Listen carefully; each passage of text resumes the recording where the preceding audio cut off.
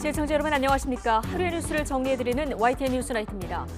야당 대표와 만난 자리에서 나온 싱하이밍 주한 중국 대사의 부적절한 발언이 한중 간의 외교 갈등으로 번졌습니다. 어제 대통령실에 이어서 오늘은 대통령의 직접 메시지까지 나왔는데 우리 측의 적절한 조치 요구에 중국은 또 곧바로 사실상 거절 입장을 내놨습니다. 어디서부터 꼬였고 해법을 어떻게 찾아야 할지 이야기해보겠습니다. 조국 전 장관, 우병우 전 수석 출마설이 나오더니 금태섭, 양향자 의원을 중심으로 제3지대 신당 창당 이야기가 다시 화두로 올라왔습니다.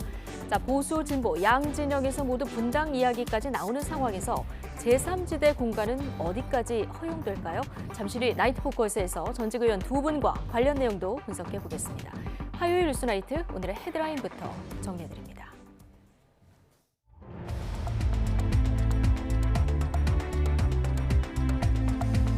네, 6월 13일 화요일 뉴스나이트 주요 뉴스입니다. 윤석열 대통령이 싱하이밍 주한 중국 대사의 강경 발언을 직접 비판했습니다. 대통령실도 중국의 수습 조치를 압박했는데 중국이 사실상 이를 거부하면서 외교 갈등이 한층 심화되는 모양새입니다.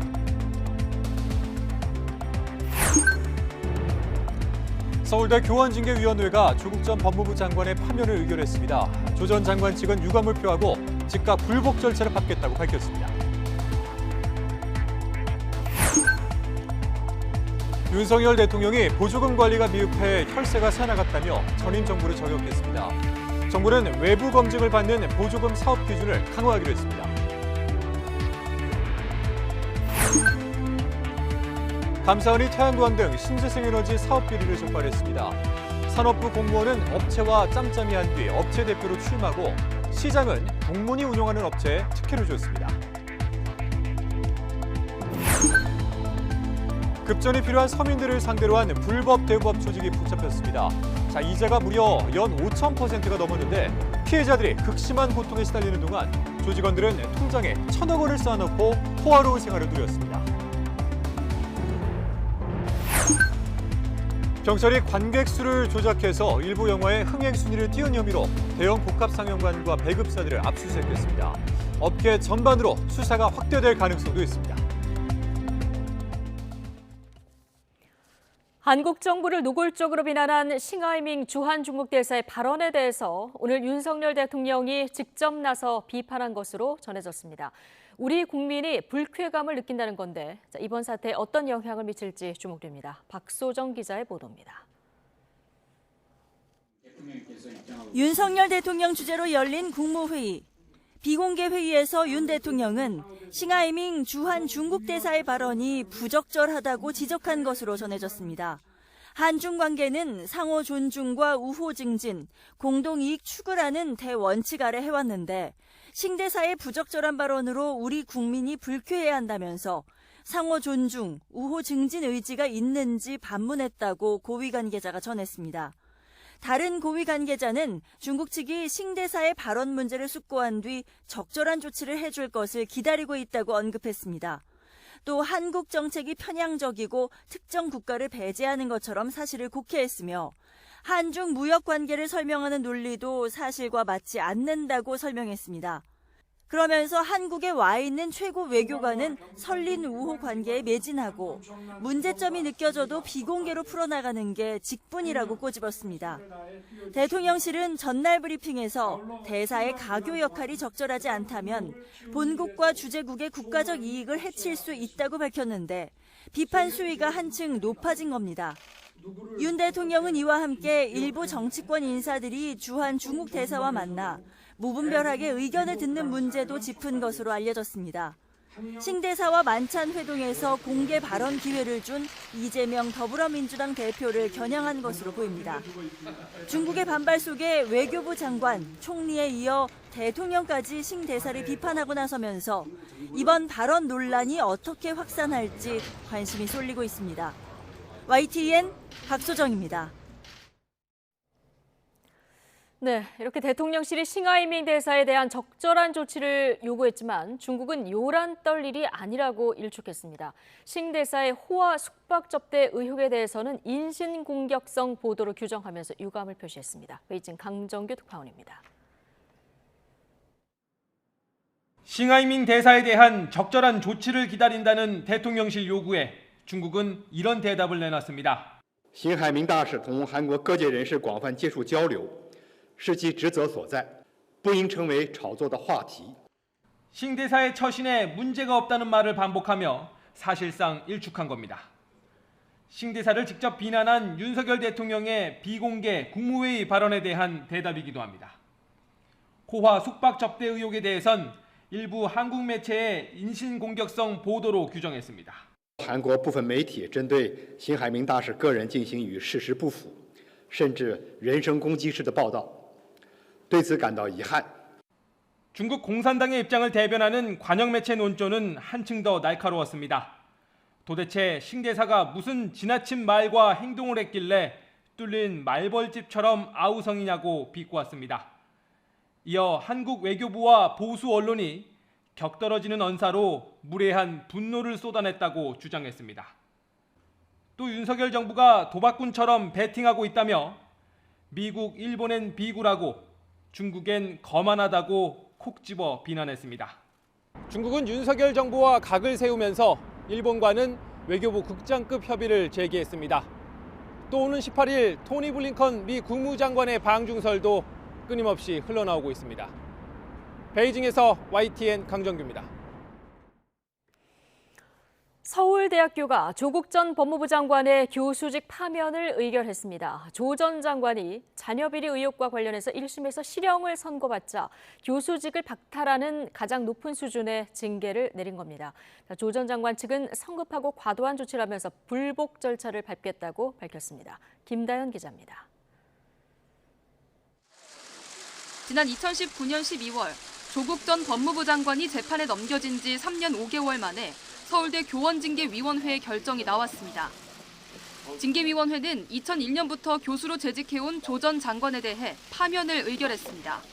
가장 높은 수준의 징계입니다. 앞서 조 전 장관은 기소 이듬해인 2020년 1월 법학전문대학원 교수직에서 직위 해제됐습니다. 또 딸 조민 씨의 부산대 의학전문대학원 장학금 수수와 사모펀드 관련 증거위조 교사, 그리고 PC와 하드디스크에 대한 증거은닉 교사로 징계위원회에도 회부됐습니다. 그러나 서울대는 1심 판결이 나올 때까지 징계를 보류해왔습니다. 교원 징계 규정에 교원으로서 품위를 손상하는 행위에 대해서는 징계를 의결할 수 있도록 돼 있지만 검찰 공소 사실만으로는 혐의 입증에 한계가 있다는 이유에서였습니다. 그러다 지난 2월 조 전 장관이 1심에서 실형을 선고받았고 특히 애초 징계위 회부 사유 가운데 청탁금지법 위반 혐의가 유죄로 인정된 만큼 서울대도 징계 논의에 속도를 낸 것으로 보입니다. 조 전 장관 측은 즉각 반발했습니다.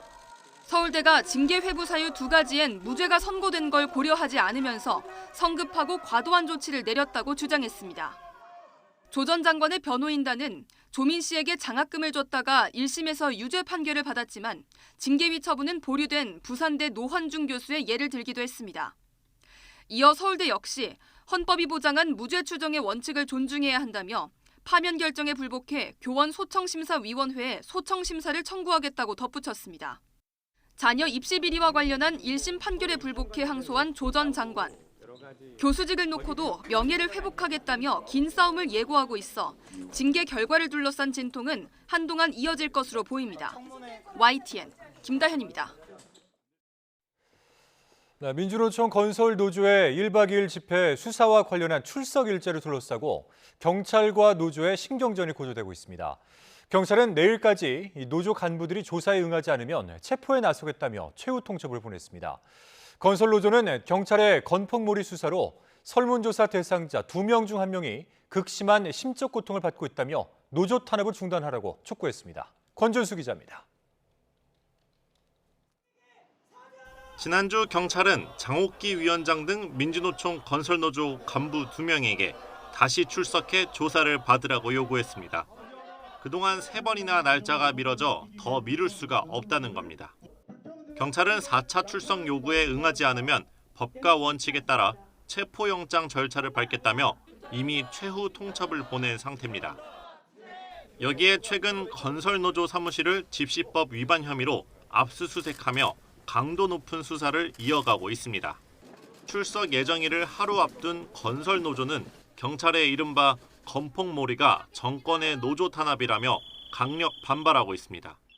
저희 건설 노동자를 구속시켜서 이 노동조합 활동을 못하도록 하고 있는 것이 지금 윤석열 정권의 모든 행정 권력이 총동원되어서 여기에 건설노조는 경찰 소환 조사를 받은 소속 조합원 1,100여 명 가운데 295명을 대상으로 조사한 결과 정신적 피해가 심각하다고 주장했습니다.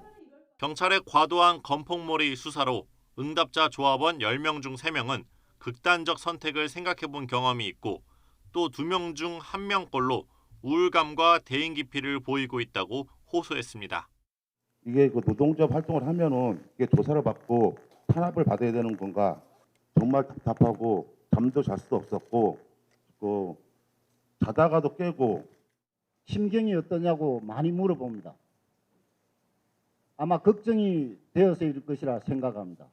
걱정에 앞서 단 하나 분노만이 일어날 뿐입니다. 지난달 1박 2일 집회 이후로 건설노조와 경찰은 서로가 불법 행위를 하고 있다며 법적 공방도 이어가고 있습니다. 건설노조는 이미 예고한 대로 분신 사망한 양해동 조합원의 장례가 끝날 때까지 경찰에 출석하는 일은 없을 것이라고 맞서고 있습니다. 또 이번 주 토요일엔 300여 곳의 문화예술, 종교단체와 함께 대규모 추모제를 열기로 했습니다. 경찰이 소환에 응하지 않고 있는 장 위원장 등에 대한 체포에 나설 경우 건설노조와 강대강 대치가 이번 주 정점에 달할 전망입니다. YTN 권준수입니다. 건설 현장의 불법 행위를 수사하고 있는 경찰이 민주노총 건설노조의 인터넷 서버에 대한 압수수색에 나섰습니다. 서울경찰청 강력범죄수사대는 오늘 오후 6시쯤 서울 서초동에 있는 서버 관리업체 수사관들을 보내 건설노조 내부 자료를 확보하고 있습니다. 경찰은 건설노조가 전국 공사 현장에서 소속 조합원 채용을 강요하거나 채용하지 않을 경우 금품을 요구하는 등 강요, 공갈 범행을 저지른 것으로 보고 수사하고 있습니다. 민주당 전당대회 돈봉투 의혹을 수사하고 있는 검찰은 윤관석, 이성만 의원 신병 확보가 불발된 뒤에도 기존 계획대로 수사를 이어가겠다는 입장입니다. 돈봉투를 받은 의원들과 추가 불법 자금 의혹, 이렇게 크게 두 갈래로 진행될 전망인데 특히 수수 의원 특정 작업이 막바지에 접어든 것으로 보입니다. 송재인 기자입니다. 윤관석, 이성만 의원 체포동의안 표결을 앞두고 한동훈 법무부 장관은 돈봉투를 받았다는 민주당 의원을 약 20명이라 못 박았습니다. 공개되지 않았던 녹취록 내용까지 읊으며 수수자로 지목한 일부 의원을 직접 거론했습니다. 회관 돌리면서 쭉 만났거든. 윤땡땡 의원하고 김땡땡 의원 전남 쪽하고 라고 의원들의 실명을 직접 말하는 통화녹음 등 돈봉투의 조성 살포 과정이 마치 생중계되듯이 녹음되어 있습니다. 당사자들 면전에서 대략적 숫자와 이름의 일부까지 공개적으로 언급한 만큼 검찰의 금품 수수 의원 특정은 막바지 단계에 이른 것으로 보입니다. 두 의원 신병을 확보해 돈봉투 명단을 입체 검증하려던 계획은 무산됐지만 추가 소환이나 구속영장 재청구는 실익이 크지 않다고 보고 기존에 확보한 정황 증거를 종합해 현역 의원 줄소환을 위한 정지 작업을 끝마칠 것으로 보입니다. 검찰 관계자는 이정근 녹취록에 더해 핵심 관계자들도 사실대로 진술하고 있다며 물적, 인적 증거로 특정해 나가고 있다고 밝혔습니다. 체포동의안 부결 하루 만에 돈봉투를 받은 것으로 의심하는 현직 정책위 부의장도 불러 차질 없는 수사 의지를 드러냈습니다. 송영길 전 대표를 향한 검찰의 투트랙인 불법 정치자금 수사 역시 구체화하고 있습니다. 송 전 대표 후원 조직인 평화와 먹고 사는 문제 연구소 자금이 경선 컨설팅 비용으로 유용된 정황을 잡고 강제 수사에 착수한 검찰은 압수물을 토대로 먹사연 자금이 경선 캠프로 유입된 또 다른 경로가 있었는지 등을 확인하고 있습니다. 두 의원 신병 확보 실패로 수사 동력이 떨어질 거란 일각의 시선에도 검찰은 기존 계획대로 수수 의원과 추가 금품 수사로 수사망을 좁혀가고 있습니다. YTN 송재인입니다. 대장동 개발 비리 의혹을 수사하고 있는 검찰이 화천대유 관계사 천화동인 7호를 압수수색하며 관련 수사가 종반에 접어들었습니다. 같은 날 열린 정진상 전 실장 뇌물 공판에선 민간업자들이 천문학적인 개발 이익을 거둘지를 이재명 대표가 미리 알았다는 주장이 나왔습니다. 임성호 기자입니다. 검찰이 전격적으로 압수수색한 곳은 화천대유 관계사인 천화동인 7호 실소유주 주거지와 사무실 등 4-5곳입니다. 천화동인 7호 실소유주는 전직 기자 배모 씨로 화천대유 대주주 김만배 씨의 언론사 후배입니다. 김 씨를 대장동 민간업자인 남욱 변호사와 정영학 회계사에게 소개해줬고 대장동 사업 당시엔 1,000만 원을 출자해 배당금 120억여 원을 탄 것으로 알려졌습니다. 대장동 개발 수익을 추적해온 검찰은 배 씨를 최근 범죄 수익 은닉 혐의로 입건하고 압수수색을 통해 물증을 확보했습니다. 검찰은 압수한 자료 분석을 마치는 대로 배 씨를 피의자 신분으로 불러 조사할 방침입니다. 이런 가운데 정진상 전 실장 뇌물 공판에선 민간업자들이 수천억 원대 개발 이익을 거둘 것을 이재명 대표가 사전에 알았는지를 두고 유동규 전 본부장과 이 대표 최측근인 정진상 전 실장 측이 치열한 공방을 벌였습니다. 먼저 유 전 본부장은 민간업자들에게 거액이 돌아가는 사업 구조를 이 대표가 신경 쓰지 않았다고 주장했습니다. 대장동 사업 공고 전 정영학 회계사와 함께 정 전 실장을 만나 민간에 4-5천억 원 정도가 남는다고 보고했는데 이 대표가 민간업자들의 이익과 자신들과는 상관없다고 말했다는 겁니다. 유 전 본부장은 이어 이 대표 핵심 공약이었던 1공단 공원화 내용과 용적률 상향 같은 민간업자들의 요구사항 등을 정 전 실장과 이 대표에게 별도로 보고했다고 주장했습니다. 이에 대해 정 전 실장 측은 해당 주장에 대한 증거는 유 전 본부장의 말만 있을 뿐 보고서 같은 물증은 하나도 없다고 반박했습니다. 이에 유 전 본부장은 정무적 부분을 다 문서로 남길 수는 없다며 자신의 증언이 결과로 다 나오지 않았느냐고 응수했습니다. 이런 가운데 재판부는 정 전 실장 뇌물 사건을 이 대표의 대장동 위례신도시 특혜 의혹과 성남FC 후원금 의혹 사건을 심리 중인 형사합의 33부에 재배당하기로 했습니다. YTN 임성호입니다. 네, 김성태 쌍방울그룹 전 회장이 이화영 전 경기도 평화부지사를 이 쌍방울의 대북사업 리더로 판단했다는 법정 증언이 나왔습니다. 오늘 수원지방법원에서 열린 이 전 부지사의 35차 공판에 경영 컨설턴트 김모 씨가 증인으로 출석한 가운데 김 씨가 지난 2019년 쌍방울 대북사업 진행 상황을 직접 기록한 회의록이 공개됐습니다.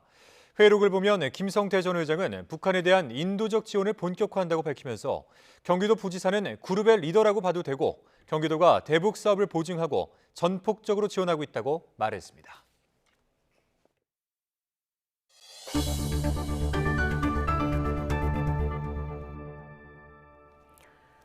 태양광과 풍력 등 신재생에너지 사업과 관련한 비리 의혹이 감사원에 적발됐습니다. 한 공무원은 업체 청탁을 들어준 뒤 대표이사가 됐고 한 자치단체장은 고교동문이 운영하는 업체에 특혜를 준 것으로 파악됐습니다. 이승배 기자의 보도입니다. 충남에 있는 대규모 태양광 사업단지입니다. 부지의 3분의 1이 목장 용지여서 개발하려면 잡종지로 토지 용도를 바꿔야 하는데 태안군이 반대했습니다. 그러자 소관부처인 산업부 공무원이 업체와 짬짬이를 통해 직접 청탁에 나섰습니다. 행시 동기인 담당 과장에게 부탁해 업체에 유리한 공문을 만들어내준 겁니다. 그리고 이듬해 퇴직해 해당 업체의 대표이사가 됐습니다. 부탁을 들어준 행시 동기도 같은 날 퇴직해 협력업체인 다른 태양광 회사에 전무로 갔습니다. 전북 군산시장은 태양광 사업을 추진하면서 입찰 조건에 미달하는 업체와 계약을 맺었습니다. 알고 보니 업체 대표는 고등학교 동문이었습니다. 그 결과 군산시는 100억 원 넘는 손해를 봤다고 감사원은 지적했습니다. 한 국립대 교수는 서류를 허위로 꾸며 새만금 풍력발전 사업권을 따냈습니다. 게다가 착공도 하지 않은 채 투자금의 600배를 받고 외국 기업에 팔아넘기려다 발각됐습니다. 감사원은 비리 혐의가 확인된 중앙부처 전직 간부와 자치단체장 등 13명을 직권남용과 사기, 보조금법 위반 등 혐의로 검찰에 수사 요청했습니다. 또 신재생 업무와 이해충돌 가능성이 큰 8개 공공기관을 상대로 가족 이름 등을 빌려서 태양광 사업에 참여한 사례가 있는지 확인하고 있습니다. YTN 이승배입니다. 네, 강임준 전북 군산시장이 새만금 육상 태양광 사업 과정에서 고등학교 동문업체에 특혜를 제공했다는 이 감사원 감사 결과에 대해서 군산시는 지역업체 보호를 위한 조처였다고 해명했습니다. 군산시는 반론을 통해 지역사회에서 건설업체 대표와 자치단체장이 동문이라는 이유 하나로 특혜를 제공했다는 주장에 동의할 수 없다며 이같이 밝혔습니다. 그러면서 공익성을 띤 사업 특성상 우선 협상 대상자와의 협상 기간 안에 계약이 체결되지 않았다고 해서 사업 추진이 위법하거나 사업을 의도적으로 지연시켰다고 할 수는 없다고 주장했습니다. 차기 방송통신위원장으로 거론되는 이동관 대통령실 대외협력특보는 아들의 학교폭력 의혹과 관련해 하나고 선도위원회의 결정으로 전학 처분을 받았다고 해명하고 있습니다. 그렇지만 하나고는 선도위가 열린 사실이 없다면서 학교가 공식적인 기구를 통해서 당시 사안을 처리하지 않은 것은 잘못이라고 인정했습니다. 부장원 기자의 단독 보도입니다. 이동관 특보는 지난주 아들의 학교폭력 의혹에 대한 입장문에서 2012년 전학을 가게 된 배경은 당시 학교 선도위원회의 결정이었다고 했습니다. 법적 대응 등을 통해 징계 과정을 늦출 수도 있었지만 조건 없이 선도위 결정을 수용했다고 밝혔습니다. 선도위가 개최됐다는 근거로 지난 2015년 하나고 교장의 서울시의회 발언을 제시했습니다. 문제가 됐고 그래서 선도위원회에서 권고 전학을 하기로 했는데 1학기를 마치고 가게 해달라고 그랬는데도 불구하고 결국 전학을 갔다고 제가 들었습니다. 이 특보는 학교 선도위에서 담임교사에게 처분을 위임했고 담임 판단으로 전학을 조치했다는 당시 담임교사의 증언도 있었다고 덧붙였습니다. 하지만 하나고등학교 측은 이 특보가 언급한 선도위원회의 결정 자체를 부인하고 있습니다. 하나고는 민주당 장경태 의원 질의에 당시 이 특보 아들에 대한 선도위원회는 열린 적 없고 따라서 관련 자료도 없다고 답했습니다. 학교폭력위원회는 열리지 않았지만 그래도 선도위라는 공식 절차는 거쳤다는 이 특보 측 입장과 정면 배치되는 답변이라 하나고에 다시 한번 사실관계를 물었습니다. 현직 하나고 고위 관계자는 YTN 취재진에게 선도위원회는 공식적으로 접수하고였는데 그런 게 없었던 것 같다면서 사실관계를 정확히 몰라서 몇몇 사람이 논의한 것을 듣고 당시 교장이 그렇게 답하지 않았을까 싶다고 설명했습니다. 또 선도위나 학폭위 같은 공식 기구는 아니지만 당시 교장이나 교감 등이 내부 논의에서 전학을 가야 하는 사안이라고 결정했을 거라고 말했습니다. 이 특보 측이 근거로 내세운 선도위 개최 발언을 한 전직 교장은 연락이 닿았지만 답하지 않았습니다. 하나고 측은 당시 이군과 부모는 전학을 1학기 말까지 미루려 했지만 전학을 시켜야 한다는 학교의 의지가 굉장히 강했다고 밝혔습니다.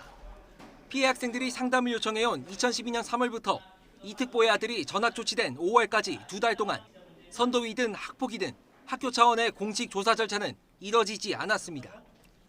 하나고는 이에 대해 학교가 공식적인 선도위나 학폭위를 열지 않은 것은 잘못으로 인정한다면서 당시 개교한 지 얼마 안 됐고 해결해야 하는 다른 과제가 많아 우선순위에서 밀렸다고 해명했습니다. YTN 부장원입니다. 윤석열 대통령은 민간단체 보조금이 지난 정부에서 2조 원 가까이 늘어나는 동안 제대로 된 관리감독 시스템이 없어 도덕적 해이와 혈세 누수가 만연했다고 비판했습니다. 윤 대통령은 오늘 용산 대통령실에서 국무회의를 주재하면서 이같이 말하고 지방교육재정교부금도 부정과 비리의 토약이 됐다고 지적했습니다. 이어 국민 혈세가 정치 포퓰리즘의 먹잇감이 되고 지난 정부에서만 400조 원의 국가 채무가 쌓였다며 납세자에 대한 사기 행위이자 미래 세대에 대한 착취 행위라고 언급했습니다. 그러면서 각 부처에 무분별하게 늘어난 보조금 예산을 전면 검토해 내년도 예산부터 반영하라고 주문했습니다. 이번 달 말부터 외부 검증을 받는 보조금 사업 기준이 3억 원에서 1억 원으로 강화됩니다. 정부는 오늘 국무회의를 열고 민간 보조사업 정산 보고서 외부 검증 대상을 보조금 총액 3억 원 이상에서 1억 원 이상으로 강화하기로 의결했습니다. 이처럼 기준을 낮출 경우 외부 검증 대상 규모가 4배 이상으로 늘어나게 됩니다. 이번 조치로 투명성이 부족하다는 지적을 받아온 노동조합이나 시민단체 등에 대한 회계 견제가 강화될 것으로 예상됩니다. 네, 지난 8일 에스컬레이터 역주행 사고가 났던 순회역에서 경찰과 국가수 등의 합동조사가 진행됐습니다. 역주행 방지 장치에 주목한 경찰은 마모된 에스컬레이터 부품 때문에 모터에 동력이 전달되지 못하면서 사고가 난 것 같다고 잠정 결론냈습니다. 우정우 기자입니다. 철도경찰과 국립과학수사연구원 등으로 구성된 합동조사팀이 수인분당선 순회역 2번 출구로 들어갑니다. 지난 8일 에스컬레이터가 갑자기 거꾸로 움직이며 14명이 다친 사고의 원인을 밝혀내기 위해서입니다. 그리고 사고 원인에 대해서는 지금 또 조사가 실시하고 지금 현장이 그대로 보존된 상태니까 현장 가서 열어본 상태에서 진행할 예정이고. 조사의 초점은 에스컬레이터 설비 감식에 맞춰졌습니다. 현재 사고 현장 주변은 가림막으로 통행이 통제된 상황입니다. 합동조사팀은 관계기관끼리 간단한 회의를 마치고 오전부터 조사를 진행했습니다. 경찰은 지난 2013년 수인분당선 야탐역에 에스컬레이터 역주행 사고 이후 설치가 의무화됐지만 사고 때 제대로 작동하지 않은 역주행 방지 보조 브레이크에 주목했습니다. 조사가 시작된 지 7시간 만에 경찰은 보조 브레이크가 작동하지 않은 것은 내부 부품이 닳았기 때문이라고 잠정 결론 냈습니다. 모터와 감속기를 잇는 연결구가 마모되면서 에스컬레이터 위쪽에 설치된 보조 브레이크까지 동력이 전달되지 못했다는 겁니다. 여기에 승객들의 하중까지 겹치며 역주행한 것 같다고 봤습니다. 하지만 지난해 한국승강기 안전공단의 연간 검사와 지난달 사설 유지보수 업체의 점검에서는 모두 이상이 없다는 판정이 나왔습니다.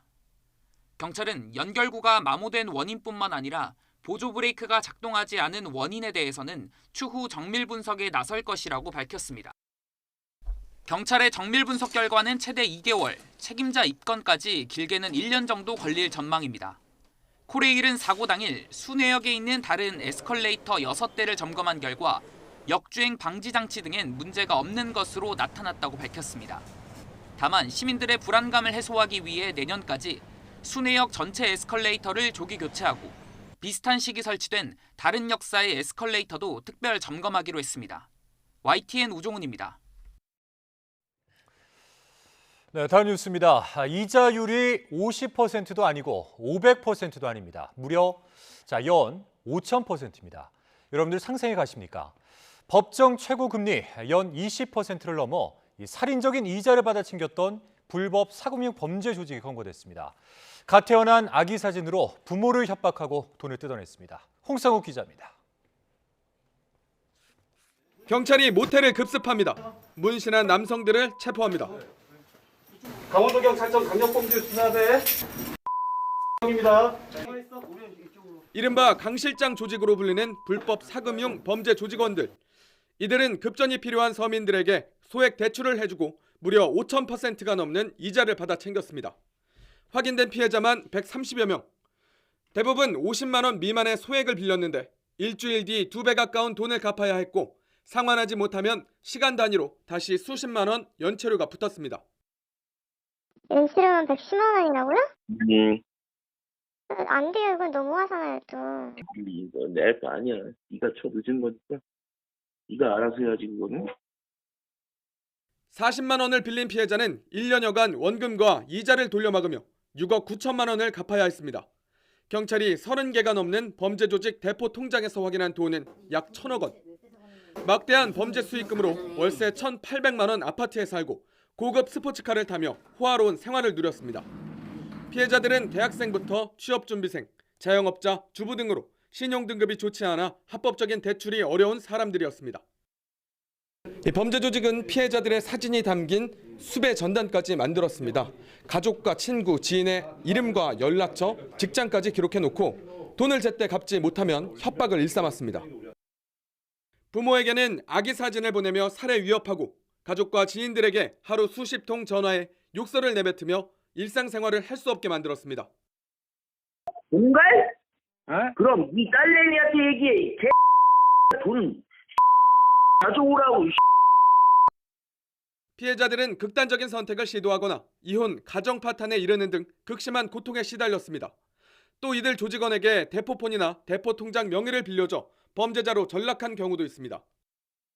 수사가 확대되자 모든 증거를 인멸하고 조직원을 허위로 자수시킨 뒤 해외로 도피하려던 총책 등을 검거 구속하면서 경찰은 조직원 123명을 검거하고 이 가운데 총책 30살 장모 씨 등 10명을 범죄단체 조직과 가입, 활동 등의 혐의로 구속했습니다.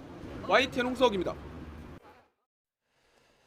귀갓길 여성을 폭행하고 성범죄를 시도한 이른바 부산 돌려차기 사건의 가해자가 항소심에서 징역 20년을 선고받은 가운데 가해자 A씨가 재판부에 제출한 반성문이 온라인에서 퍼지고 있습니다. 해당 반성문에는 A씨가 비슷한 범죄의 죄명과 형량이 제각각인데 왜 이리 많은 징역을 받아야 하는지 모르겠다며 억울하다는 태도로 보였습니다.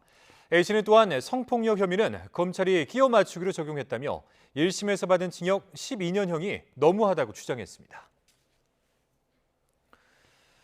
부산 돌려차기 사건을 계기로 피의자 신상공개 제도에 허점을 보완해야 한다는 목소리가 커지고 있습니다. 윤석열 대통령까지 나서서 이 신상공개 확대를 주문한 만큼 정부가 실효성 있는 대책을 마련할 수 있을지 주목되고 있습니다. 홍민기 기자입니다. 이른바 돌려차기 사건에 대해선 가해자의 처벌 수위는 물론 신상공개를 둘러싼 논란도 작지 않았습니다. 경찰과 검찰 수사 단계에서 신상공개가 결정되지 않았는데 가해자가 출소 후 보복 범행을 예고한 사실이 알려진 겁니다. 피해자는 신상공개를 호소했고 유튜버와 구의원이 자발적으로 가해자의 신상을 공개하면서 사적 제재라는 비판도 제기됐습니다. 현행법은 피해가 중대하거나 범행 사실이 확실한 경우에 위원회 심의를 거쳐 강력범죄나 성폭력범죄 피의자의 신상을 공개하도록 하고 있습니다. 하지만 문제는 이 조항이 모두 수사 단계에 있는 피의자에게만 해당한다는 겁니다. 이미 재판에 넘겨진 피고인에 대해 신상을 공개하도록 하는 법적 근거는 아직 마련돼 있지 않습니다. 돌려차기 사건 피고인은 2심에서 성범죄자 알림이를 통한 신상 공개 10년을 선고받았지만 이 역시 성범죄 혐의가 유죄로 판단된 덕분에 가능했습니다. 만약 사건이 대법원으로 넘어가면 신상 공개가 또 미뤄지고 형기를 다 마치고 난 뒤에야 거주지 인근 주민들에게만 제한적으로 공개됩니다. 피해자 역시 이번 선고 직후 법원의 신상 공개 결정이 충분하지 않다고 지적했습니다. 저도 정보가 많이 있었어요. 굳이 제가 그렇게 특정 지역에 알릴 거였으면 저도 충분히 할 수 있었을 것 같아요. 정부는 여성에 대한 강력범죄 가해자의 신상 공개 확대 방안을 신속히 추진하라는 윤석열 대통령 지시에 따라 법안 마련에 나섰습니다. 형이 확정되기 전 피고인 신분이라도 신상 공개가 가능하게 하는 방안 등을 검토할 것으로 알려졌습니다. 전문가들은 피고인이라도 재범 우려가 있다면 재판 단계에서 신상 공개가 가능해야 하고 오히려 피의자보다 인권 침해 우려가 적을 수 있다고 설명합니다. 제도가 없다면 이거는 보완을 해서 피의자보다는 확정된 판결이나 유죄 판결이 나온 피고인의 신상을 공개하는 것이 적절하다고 판단됩니다. 피해자 측은 피해의 중대함이나 범행 수단의 잔인함 등 피의자에 대한 기존 신상공개 제도에도 모호한 점이 많다며 헌법 소원을 예고한 만큼 관련 논의에도 속도가 붙을지 주목됩니다. YTN 홍민기입니다.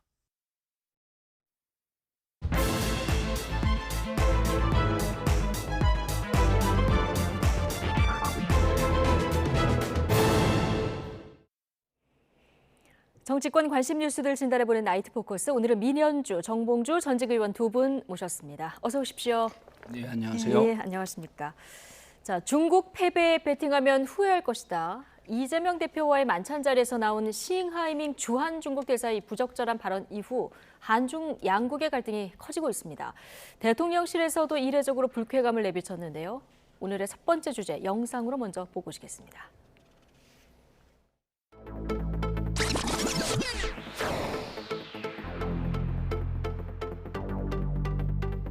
미국이 승리할 것이고 중국이 패배할 것이라는 파이팅이 하고 있는 것 같습니다.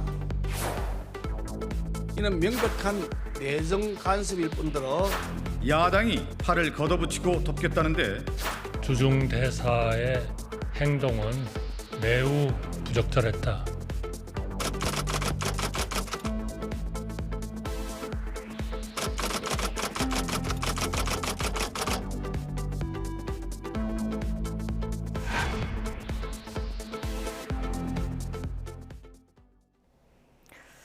네, 이 싱하이밍 대사의 중국 배팅 이 발언에 오늘 윤석열 대통령이 직접 또 언급을 했다는 보도가 있었습니다. 어제는 대통령실에서 비판을 했는데 오늘 대통령 직접 나서는 건데 여기에 대해서 중국은 또 건건이 또 지금 받아치고 있는 상황이거든요. 어떻게 보고 계십니까? 우선 이 상황이 발생하게 된 거는 이재명 민주당 대표가 이제 싱하이밍 대사 초청을 받아서 간 거죠. 네. 보통 외국 주재 대사관에서 많이 초청들을 합니다. 정치인뿐 아니라 뭐 기업인들하고도 만나고요. 왜냐하면 양국 간의 외교 관계를 좀 원만하게 하기 위해서 많은 노력들을 하는 일정이고요.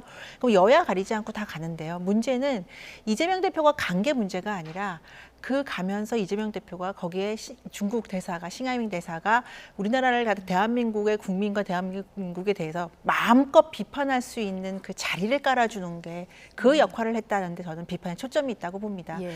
이재명 대표가 설마 그걸 다 알고 중국 대사가 우리나라의 정부의 정책과 우리나라 국민들의 자존심을 건드리는 이런 문제들을 다 알면서 그 자리를 마련해야 했겠습니까? 저는 그렇게까지 이재명 대표를 보지는 않고요. 이재명 대표도 일정 부분은 상당 부분은 당한 부분이 있다고 봐요. 그런데 그럼에도 불구하고 민주당과 지금 중국 대사관이 많은 협의를 통해서 유튜브 생중계도 지금 좀 했고요. 그렇다면 발언이 어느 정도 나올 것인지에 대해서는 일정 정도 협의가 되지 않았을까라는 그런 의혹들도 있는 가운데서 설령 그걸 몰랐다 하더라도 중국 대사가 이재명 대표 제1야당 대표 면전에서 그렇게 대한민국 정책을 그렇게 강도 높게 비판하고 국민들의 자존심을 짓밟는 그 상황에서 어떻게 한마디도 안 하고 그냥 지켜보면 보고 있었느냐. 여기에 국민들의 분노가 굉장히 큰 것 같습니다. 예. 만일의 입장을 바꿔서 국민의힘이 일본 대사나 지금 비판하는 민주당에서요. 일본이나 미국의 대사관에서 이런 상황이 연출됐었다면 과연 민주당은 어떤 반응을 냈을까 이런 걸 본다면 지금이라도 이재명 대표가 일정 정도 유감 표명은 해야 되는 거 아니냐. 그런데 네. 이제 와서 국민의힘에게 아니 민주당이라도 나서서 나라 돕기 위해서 중국과 이렇게 관계를 원만하게 하기 위해서 이런 외교 활동을 하는 걸 왜 비판을 하느냐라고 말을 하는데요. 이거는 국민의힘 이전에 예. 국민들의 감정을 먼저 좀 살피고 민주당의 이재명 대표가 지금이라도 유감 표명과 사과를 해야 되는 게 아닌가 싶습니다. 네. 잠시 뒤에 저희가 정치권 목소리 들어보겠습니다만은 민현주 전 의원께서 언급을 하셨으니까 자, 이게 이재명 대표와의 만남 자리에서 나온 발언이다 보니까 자, 일각에서 이재명 대표 책임론을 거론하는 정치권 목소리들이 나오고 있습니다. 오늘 민주당 그 친명계 내부에서도 좀 아쉬움을 표하는 목소리가 나왔는데요. 지금 언급을 하셨기 때문에 정봉주 의원께 이 질문 먼저 드리겠습니다. 이게 지금 이재명 대표나 민주당을 비판하는 분들이 기본적으로 이제 외교 과정을 잘 모르는 거예요. 이게 이제 정상회담은 기본적으로 이제 3단계가 있습니다. 계획을 하고 준비하고 실행하는 단계가 있거든요. 근데 이게 정상회담이 아니라 야당 대표를 만난 겁니다. 그러니까 이제 지금 민 의원님도 사전에 무슨 발언 조율이 있을 것이다라고 했는데 이 정도 수위에서는요. 사전에 무슨 발언할 것이다라고 하는 것은 조율이 없습니다. 그리고 이 문제가 지금 꼬이고 지금 복잡해진 이유가 싱하이밍 대사가 이 발언을 한 거는요. 우연히 준비 안 된 상태에서 발언된 게 아니고요. 중국 공산당의 기본 입장이라고 하는 것에 포인트를 찍어야 됩니다. 그러니까 무슨 말씀이냐 하면 실질적으로 싱하이밍 대표가 얘기한 것은 중국 정부의 입장입니다. 예. 그러니까 중국 정부의 입장에 대해서 비판할 때 이 자리에 이재명 대표가 있었다라고 하는 사실을 분리해야 됩니다. 그러니까 싱하이밍 대표가 얘기한 것을 요걸 근거로 해갖고 국내 정치로 끌고 들어와서 서로 국민의힘과 민주당이 서로 공격하고 비판하는 재료로 쓰다 보니까 우리가 말려 들어가는 형국이 되는 거예요. 싱하이밍 대사가 부적절한 발언을 했다 손치면요. 중국 정부의 입장입니다. 그래서 이것은 우리 민주당을 비판하거나 우리 내부의 정쟁으로 활용할 문제가 아니고 이 문제에 대해서 우리 정부가 문제점이 있다라고 생각하게 되면 중국 정부에 공식적으로 항의하면 되는 거죠. 그리고 이재명 대표가 판 깔아준 거 아닙니다. 그리고 그 자리에서 왜 비판하지 않았냐? 이재명 대표가 아까도 말씀드렸듯이 사전 조율된 내용이 아니니까 이것이 어떠한 정치적 판단을 갖고 있는가라고 하는 것이 순간적으로 판단을 못했을 수도 있고요. 왜 그렇게 판단을 빨리 못했습니까? 이거 비판하게 되면 받아들일 수 있죠. 하지만 이게 사실 예기치 않은 상태에서 시스템 안으로 훅 들어온 거거든요. 근데 이 부분을 갖고 지금이라도 국내 문제의 진보 보수 진영 간의 정쟁으로 활용하면 안 됩니다. 그럼 못 풀어요, 이거. 알겠습니다. 자, 이게 정치권 공방으로 번지다가 지금 한중 간의 외교 갈등까지 좀 번져가는 이런 상황이라서 이제 국민들 걱정이 좀 크실 것 같은데 어쨌든 대통령실에서 적절한 조치를 취할 것을 기다리고 있다 이렇게 얘기를 했는데 중국 측에서는 곧바로 요란하게 떠들 일이 아니다 이렇게 바로 반응이 나왔거든요. 이 우리의 적절한 조치라는 것은 약간 뭐 교체 등을 포함한 것 같은데요. 사실상 거부했다고 보면 되는 거죠. 그렇죠. 중국 입장에서는 지금 한국과 일본과 미국 간의 그 동맹 관계가 더 공고해지는 상황에서 중국은 지금 위기 의식을 느끼고 있을 거고요. 그 상황에서 지금 우리나라 정부가 우리나라 외교부가 중국에게 공식적으로 이렇게 항의하는 상황에 대해서 뭐 그런 일 가지고 그러냐, 그냥 이 정도 가지고 요란 떨 일이 아니다. 지금 그 워딩이 좀 그렇게 나오고 있거든요. 그러니까 중국 같은 경우는 제가 볼 때 지금의 최근의 외교 분위기상으로는 이 관련해서 그다지 공개적인 사과라든지 어떤 화해 제스처를 취할 것 같지는 않습니다. 그렇지만 외교라는 게 항상 보이는 쪽에서만, 보이는 상황에서만 이루어지는 게 아니라 보이지 않는 쪽에서, 그리고 테이블 위에서뿐 아니라 테이블 아래에서도 이루어지고 있는 것이 굉장히 긴밀하게, 긴박하게 이루어지는 게 외교이기 때문에 저는 중국과의 관계는 조금 시간이 지나면서는 얼마든지 풀 수 있는 여지가 있다고 생각을 하는데요. 아까 이제 정 의원님께서도 말씀하셨지만 이재명 대표가 이걸 설마 알아주고 판을 깔아준 거냐, 이 정도의 발언은 조율 안 된다라고 했는데요. 바로 그 부분이에요. 그러니까 이 정도의 중국 대사 만찬장에 가서 초대받아서 가서 그냥 즐겁게 만찬을 하고, 물론 그 가운데서는 비공개 자리에서는 비판도 나올 수 있고 서로 아쉬운 부분이 나올 수 있죠.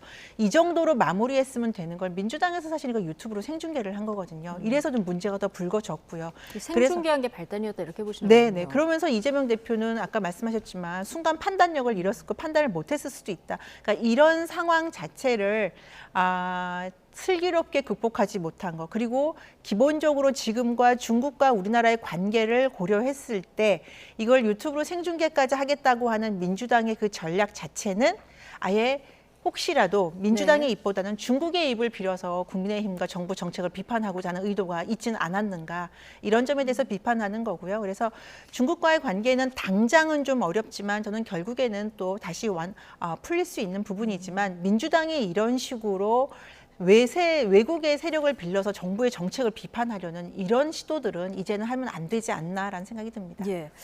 자, 중국에서 나온 반응 중에서 인신공격성 보도에 유감을 표한다 이런 부분이 있거든요, 정봉주 의원님. 근데 이게 울릉도 하루에 1,000만 원 숙박 이 부분을 비롯한 여러 가지 의혹 보도를 겨냥한 걸까요? 일단 그렇게 보이죠, 지금으로서는. 근데 이제 이게 우리 언론이 자의적으로 했느냐, 아니면 이것이 무척 의도를 갖고 했느냐, 이렇게 볼 수 있는 건데, 아마 중국 입장에서는 이제 문화적 차이가 좀 있죠.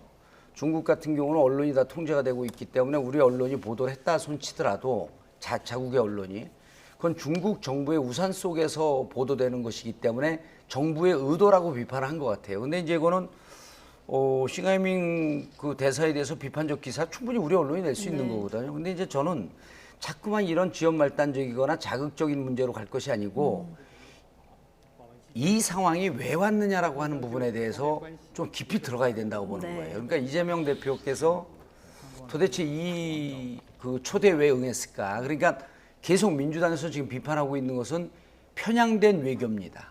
그러니까 미국과 일본에 경도되어 있고, 그리고 윤석열 대통령이 중국의 금기 사항이라고 하는 하나의 중국 정책에 문제 제기하는 대만 문제에 대해서 세게 얘기를 했잖아요. 그러니까 중국 입장에서는 대만 문제, 신장 위구르 문제, 티벳 문제는 건드려서는 안 되는 문제라고 외교적으로 늘상 얘기하거든요. 그런데 자, 그러면서 지금 중국의 수출이 30% 정도 급감하고 있고, 중국과 같은 연관 관계에 있는 아세안에서도 한 25% 줄면서 한국 경제가 대단히 위기 상황에 가니까 초청이 왔을 때 우리가 실질적으로 윤석열 대통령은 저렇게 정치를 하지만 국민 많은 부분이 그 정책에 대해서 이견을 갖고 있습니다라고 하는 것을 얘기하고 싶었던, 일종의 도움을 주고 싶었던 그런 측면이 있었던 거죠. 그러니까 그런 부분을 보지 않고 이 부분을 갖고 아까도 말씀드렸듯이 자꾸만 내분 쪽으로 끌고 가면 안 되고, 지금 중국 같은 경우는요, 저는 무척 중국 입장에서는 재밌을 것 같아요. 이 상황이요? 네, 이 상황이. 그러니까 중국이요. 싱하이밍 대사가 개인적 입장 아닙니다. 상당히 준비된 얘기예요. 준비된 얘기면은 저것을 갖고 민주당을 공격하고 또 민주당에서 국힘을 공격하는 그 형국이 됐잖아요. 이거는 우리가 무척 지금 수를 잘못 두고 있는 겁니다. 그래서 제가 보기엔 이 문제를 민주당이 실질적으로 민주당 대표가 경제나 이런 좀 균형된 외교로 정부에서 안 하니까 그런 부분에 대해서 도움을 되려고 하는 축으로 들어갔다라고 하는 선의를 좀 봐주는 것이 맞는 것이지. 야, 가서 판 깔아줬냐? 그다음에 그 유튜브 중계했냐? 예를 들어서요. 정치는 두 가지 측면이 있습니다. 본인이 직접 워딩을 하는 측면이 있고요.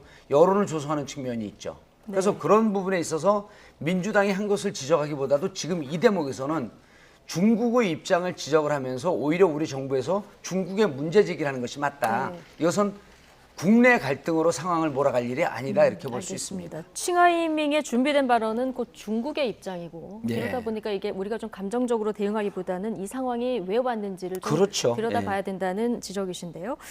자, 한중 간의 외교 갈등 지금 어디서부터 꼬인 거고 해법은 어떤지 좀 찾아봐야 될 텐데요. 일단 정치권에서 나온 발언들 듣고 오시겠습니다.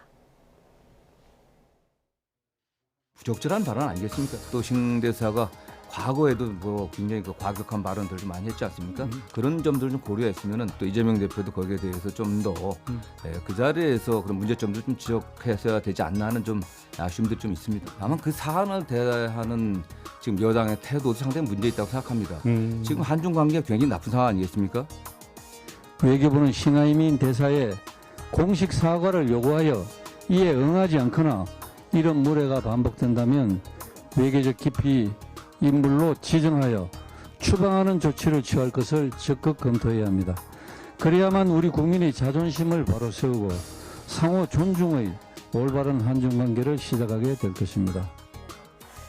자, 먼저 이재명 대표가 자리를 깔아준 것 아니냐, 이 책임론에 대해서는 앞서 두 분이 얘기를 하셨고요. 지금 김석기 국민의힘 의원이 얘기한 부분 좀 보면 외교적 기피 인물로 지정하고 추방해야 한다. 자, 이런 강경한 주문까지 나왔는데요.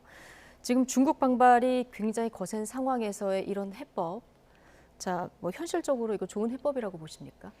그러니까 정치인으로서 할 수 있는 이야기라고 생각해요. 그러니까 저는 정치인으로서 그냥 압박하는 발언이라고. 압박하는 발언이고 그리고 국민들의 분노가 워낙 크고 실망감이 크기 때문에 전 정치인으로서 한 명의 국회의원으로서 저는 이 정도 발언을 할 수 있지만 외교부가 이것을 직접적으로 실행에 옮길 거라고 저는 생각은 하지 않습니다. 네. 그래서 아까 앞서 말씀하신 대로 중국에 대해서 굉장히 걱정을 많이 하시는 분들도 있고 특히 중국 경제와 우리나라는 떼라 뗄 수 없는 그런 불가분의 관계도 있기 때문에 국민들이 중국에 대해서 분노도 하지만 사실은 이 관계에 걱정도 하고 있는 걸 전 국민의힘도 그리고 대통령실도 잘 알고 있다고 생각을 합니다. 그래서 이 부분에 대해서는 우리 국민들에게 그런 감정적인 부분에 대해서 좀 위안을 드리는 측면에서 저는 받아들이고요.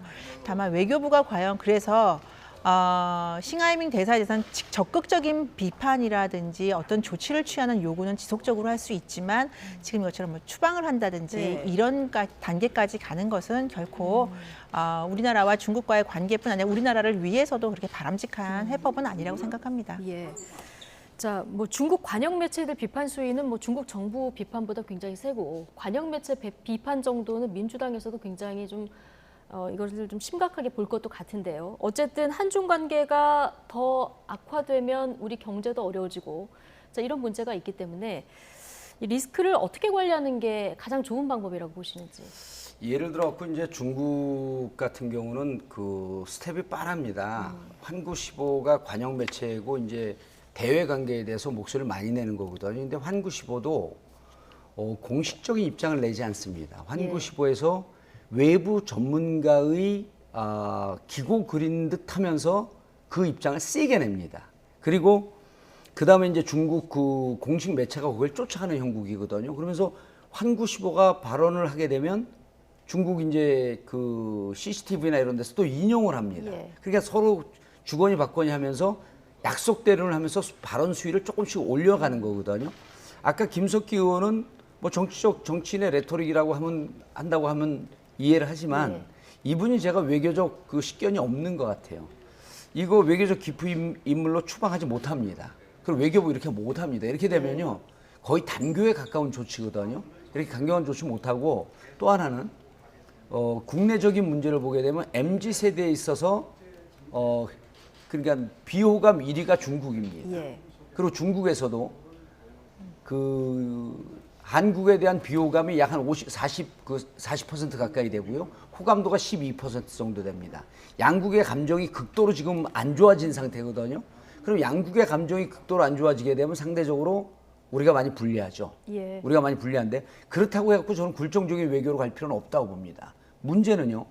요 문제를 자꾸만 국내적 문제로 이용하려고 하면은 점점 더 우린 손해를 봅니다. 그래서 싱하이밍 대사의 발언에 대해서는 정부 차원에서 정확하게 문제 제기를 해라. 그런데 이것을 MZ세대에서 반중 정서가 있다 그래서 그걸 이용을 해서 국힘의 지지율을 끌어올리고 민주당의 지지율을 끌어내리려고 한다는 이런 정치적 활용도로 간다면 이것은 번지수를 잘못 찾은 거다. 그리고 이렇게 가서 이거는 정봉주 전 의원님의 개인적인 추론이신 아니 거죠? 그렇게 판단이 돼요. 지금 하는 걸 보게 예. 되면 민주당하고 싸울 일이 아니거든요. 네. 예를 들어갖고 때린 것은 중국인데 왜 그거 같이 있었다고 해갖고 민주당 탓을 하는 건 옳지 않은 거거든요. 그래서 저는 이 부분을 자꾸만 국내적인 문제로 끌고 가면서 남남 갈등으로 가져가는 것은 옳지 네. 않다. 그리고 중국의 문제는요. 왜 자꾸 중국이 이런 그 싱하이밍이 쉽게 얘기해서 잽을 날린 겁니다. 예. 그럼 왜 잽을 날렸을까? 본인들도 지금 부글부글 끓고 있습니다. 우리하고 관계를 끊고 싶을 정도로 대만 문제를 건드렸는데 반도체 문제 때문에 우리하고 완전히 끊을 수는 없고 이런 이중적인 관계가 있거든요. 그래서 외교에서는 항상 야누스의 얼굴을 가지라 그러잖아요. 두 얼굴을 갖고 한쪽으로 웃으면서 한쪽으로 싸우는 건데 지금 우리 정부는 특히 중국에 대해서는 지나치게 감정적으로 대응을 해요. 예. 그래서 그런 부분에 대해서는 좀 성숙하지 못한 자세고 종국적으로 우리 국익에 반하는 네. 그런 입장으로 가고 있기 때문에 그런 것은 다시 한번 좀 되짚어볼 필요가 예. 있다. 이렇게 지적을 드리는 겁니다. 예, 좀 성숙되게 대응하자. 예. 하나만 질문 드리고 다음 주제로 넘어갈 텐데 조금 전에 이제 MZ세대의 반중국 정서를 정부 여당이 좀 이용하는 것 같다는 주장을 주셨는데요. 어떻게 보십니까? 정봉주 의원님의 상상력이 풍부하셔서 그런 것 같고요. 이 중국에 대해서 문제점을 지적하는 부분들은 MZ세대뿐 아니라 사실 연령 많으신 나이 드신 분들의 반발도 굉장히 강해요.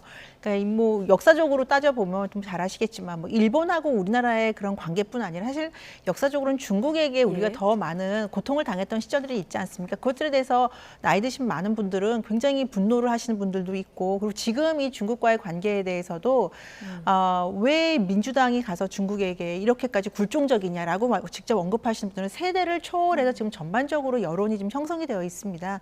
그리고 싱대사 저는 아까도 말씀드렸지만 근데 중국과의 관계에 대해서 그렇게까지 심각하게 걱정은 안 하는 것이 분명히 경제적으로 해법이 풀 수 있는 가능성이 있다는 것이 싱대사의 발언을 보면 이런 것들이 나와요. OECD 국가들 중에 겉으로는 우리한테 막 협박하지만 뒤에서는 우리한테 와서 다 잘하자고 얘기를 한다. 이 발언들이 나오거든요. 이런 뉘앙스에. 그 얘기는 한국하고도 우리도 얼마든지 잘 지낼 수 있다라는 그런 뉘앙스를 지고 있기 때문에 네.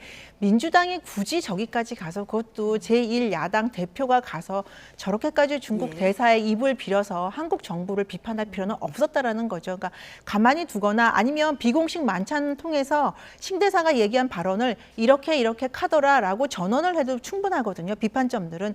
그런데 이렇게까지 해서 국민들의 감정을 자극을 하고 세대를 초월한 이렇게 비판점들을 내세울 필요가 있었느냐. 그렇다면 지금이라도 이재명 대표, 야당 대표가 이 정도 외교 못하느냐 이렇게 말할 것이 아니라 국민들께, 국민의힘에게 사과하라는 뜻이 아닙니다. 국민들께 사과하는 마음은 전해야 된다라고 봅니다. 알겠습니다. 첫 번째 주제는 충분히 다뤘고요. 자, 주제 넘기겠습니다. 어제 윤관석, 이성만 의원의 체포동의안이 국회에서 모두 부결이 됐죠. 민주당 내에서는 부결 원인으로 한동훈 장관을 지목했고요. 국민의힘에선 민주당의 이런 태도를 또 꼬집었는데요. 관련 발언 먼저 듣고 이야기 풀어가겠습니다. 드라이하게 법리에 맞게 이러고 저러고 해가지고 영장을 청구했습니다. 가결시켜 주십시오라고 하면 되는데 어떻게 보면 팬덤을 바라보는 정치인 같은 혹은 뭐 유튜버 같은 뭐 그런 느낌까지 들었단 말이에요. 그래서 아마 순간적으로 저 응징하자 그런 생각들이 많이 작동을 했던 것 같아요. 거기다가 아마 지도부에서도 좀 작업을 좀 한 것 같고. 국회의원들이면 국민들 입장에서 생각을 하고 특히 불체포 특권에 대해서는 국민들 반감이 굉장히 큽니다. 니들이 뭔데? 그러면 특권을 폐지하는 쪽으로 생각을 하고 표결을 해야지. 그걸 한동훈 미우니까 나는 한동훈 이야기하는 거 반대하는 방향으로 찍을래. 이게 딱 꼰대 마인드죠. 네. 자, 민주당은 한동훈 장관 발언이 계산된 발언인가? 이런 생각이 들 정도로 상당히 자극적인 발언이 많았다 이렇게 주장하고 있는데 특히 봉투 받은 20명 이 발언. 정봉주 의원님, 이게 그 체포동의안 부결에 도화선이 됐다고 보십니까? 조응천 의원 얘기에 그 일부 동의하고 일부 동의하지 않는데요. 네. 저 발언 때문에 순간적으로 응징하자.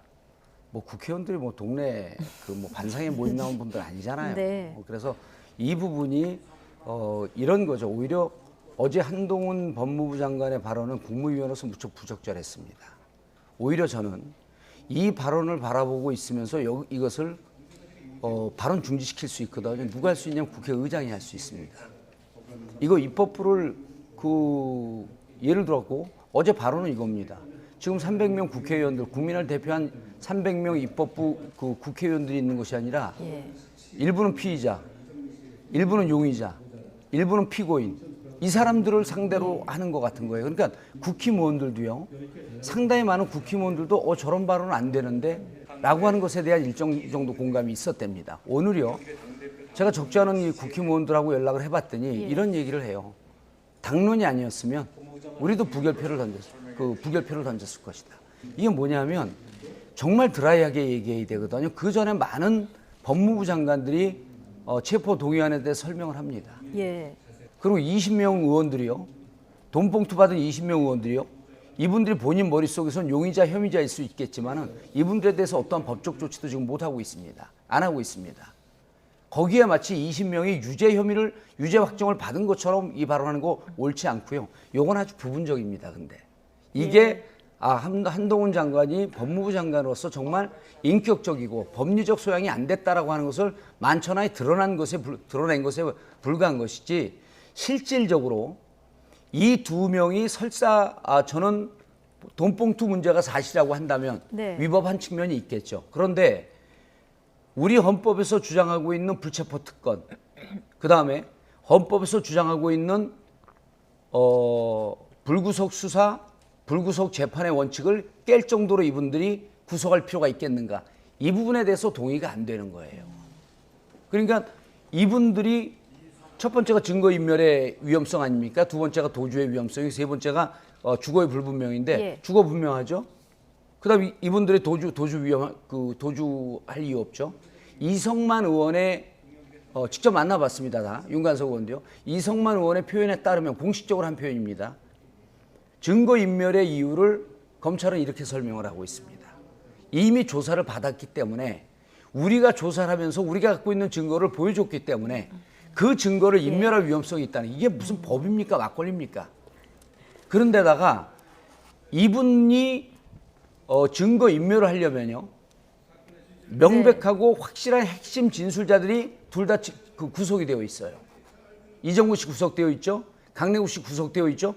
이분들하고 입을 맞춰서 증거인멸의 위험성이 없습니다. 그러니까 검찰이 이분들을 반드시 체포해야 되겠다라고 하는 이유가 설득력이 없는 겁니다.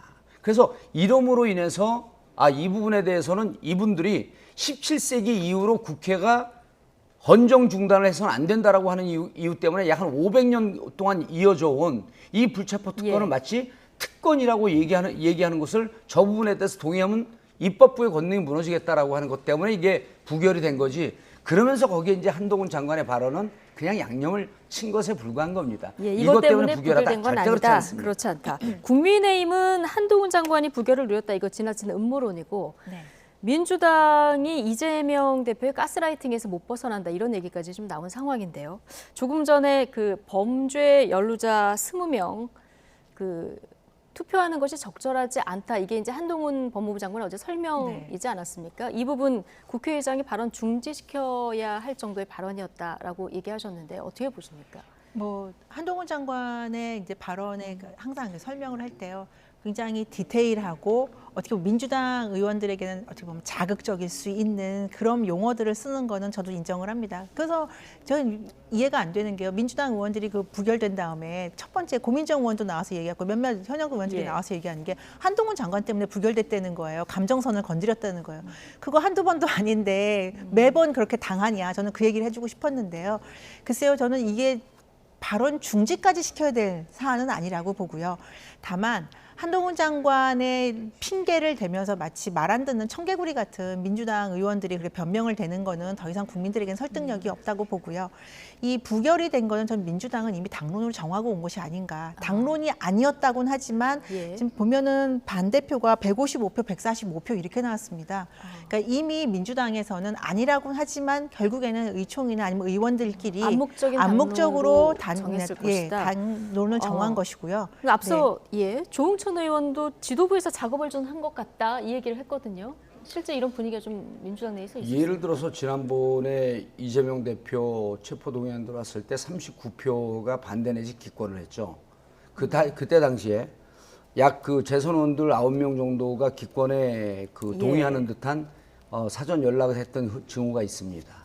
그리고 반대하는 분들도 몇몇 그 거점 의원을 정해서 전화 돌린 흔적이 다 나왔습니다. 그리고 보도까지 돼 있어요. 이거 만약에 민주당에서 사전 작업을 하면요, 지금 보도됐습니다. 이게 은밀하게 국회의원 해보셔서 아시겠지만 국회에서 비공개나 비밀로 할 게 없어요. 문제는 뭐냐면 오히려 저는 여기에서 20표 내지 25표 정도가 찬성표를 던졌는데 이성만 의원하고 윤관석 의원이요.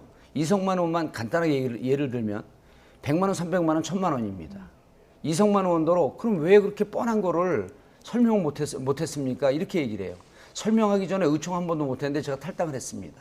의원들 일일이 만나고 말씀을 좀 드려보면 이 내용을 모릅니다.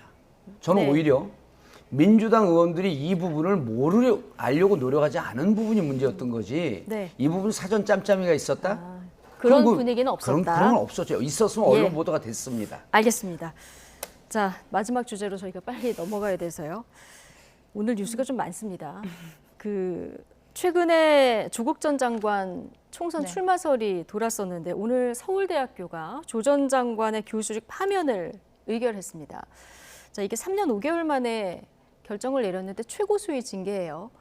조 전 장관은 이게 과도한 조치다. 그래서 내가 부당함을 다투겠다 이렇게 얘기를 했는데, 자, 어떻게 보십니까? 사실은 징계 결정이 내려진 것은 너무 늦었죠.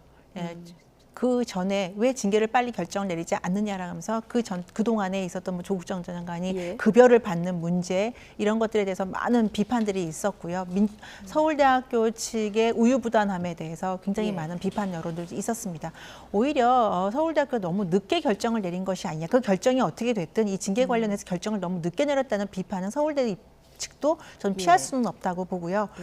다만 이제 파면이라는 결정에 대해서 조국 전 장관이 다른 이제 관련된 다른 교수들과 부산대 의대 교수 같은 노환중 경우에는 부산대 교수도 1심에서 유죄를 받았는데 아직도 교수직을 유지하고 있다. 이제 변호인단에서 이 사례를 든 거죠. 그러니까 3심 대법원까지 갈 수 있는 시간이 있기 때문에 파면은 너무 부당하다라는 건데요. 뭐 그거는 조국 전 장관이 다툴 수 있는 문제인데요. 그 전 단계에서 조 전 장관은 단 한 번도 자신의 상황에 대해서 자신이 그 유죄 판결을 좀 받은 부분에 대해서도 유감 표명이라든지 대국민 사과라든지 이런 부분들에 전혀 한 번도 한 적이 없어요. 특히 부인 같은 경우에는 자녀 입학 관련해서 이미 실형을 받고 있지 않습니까?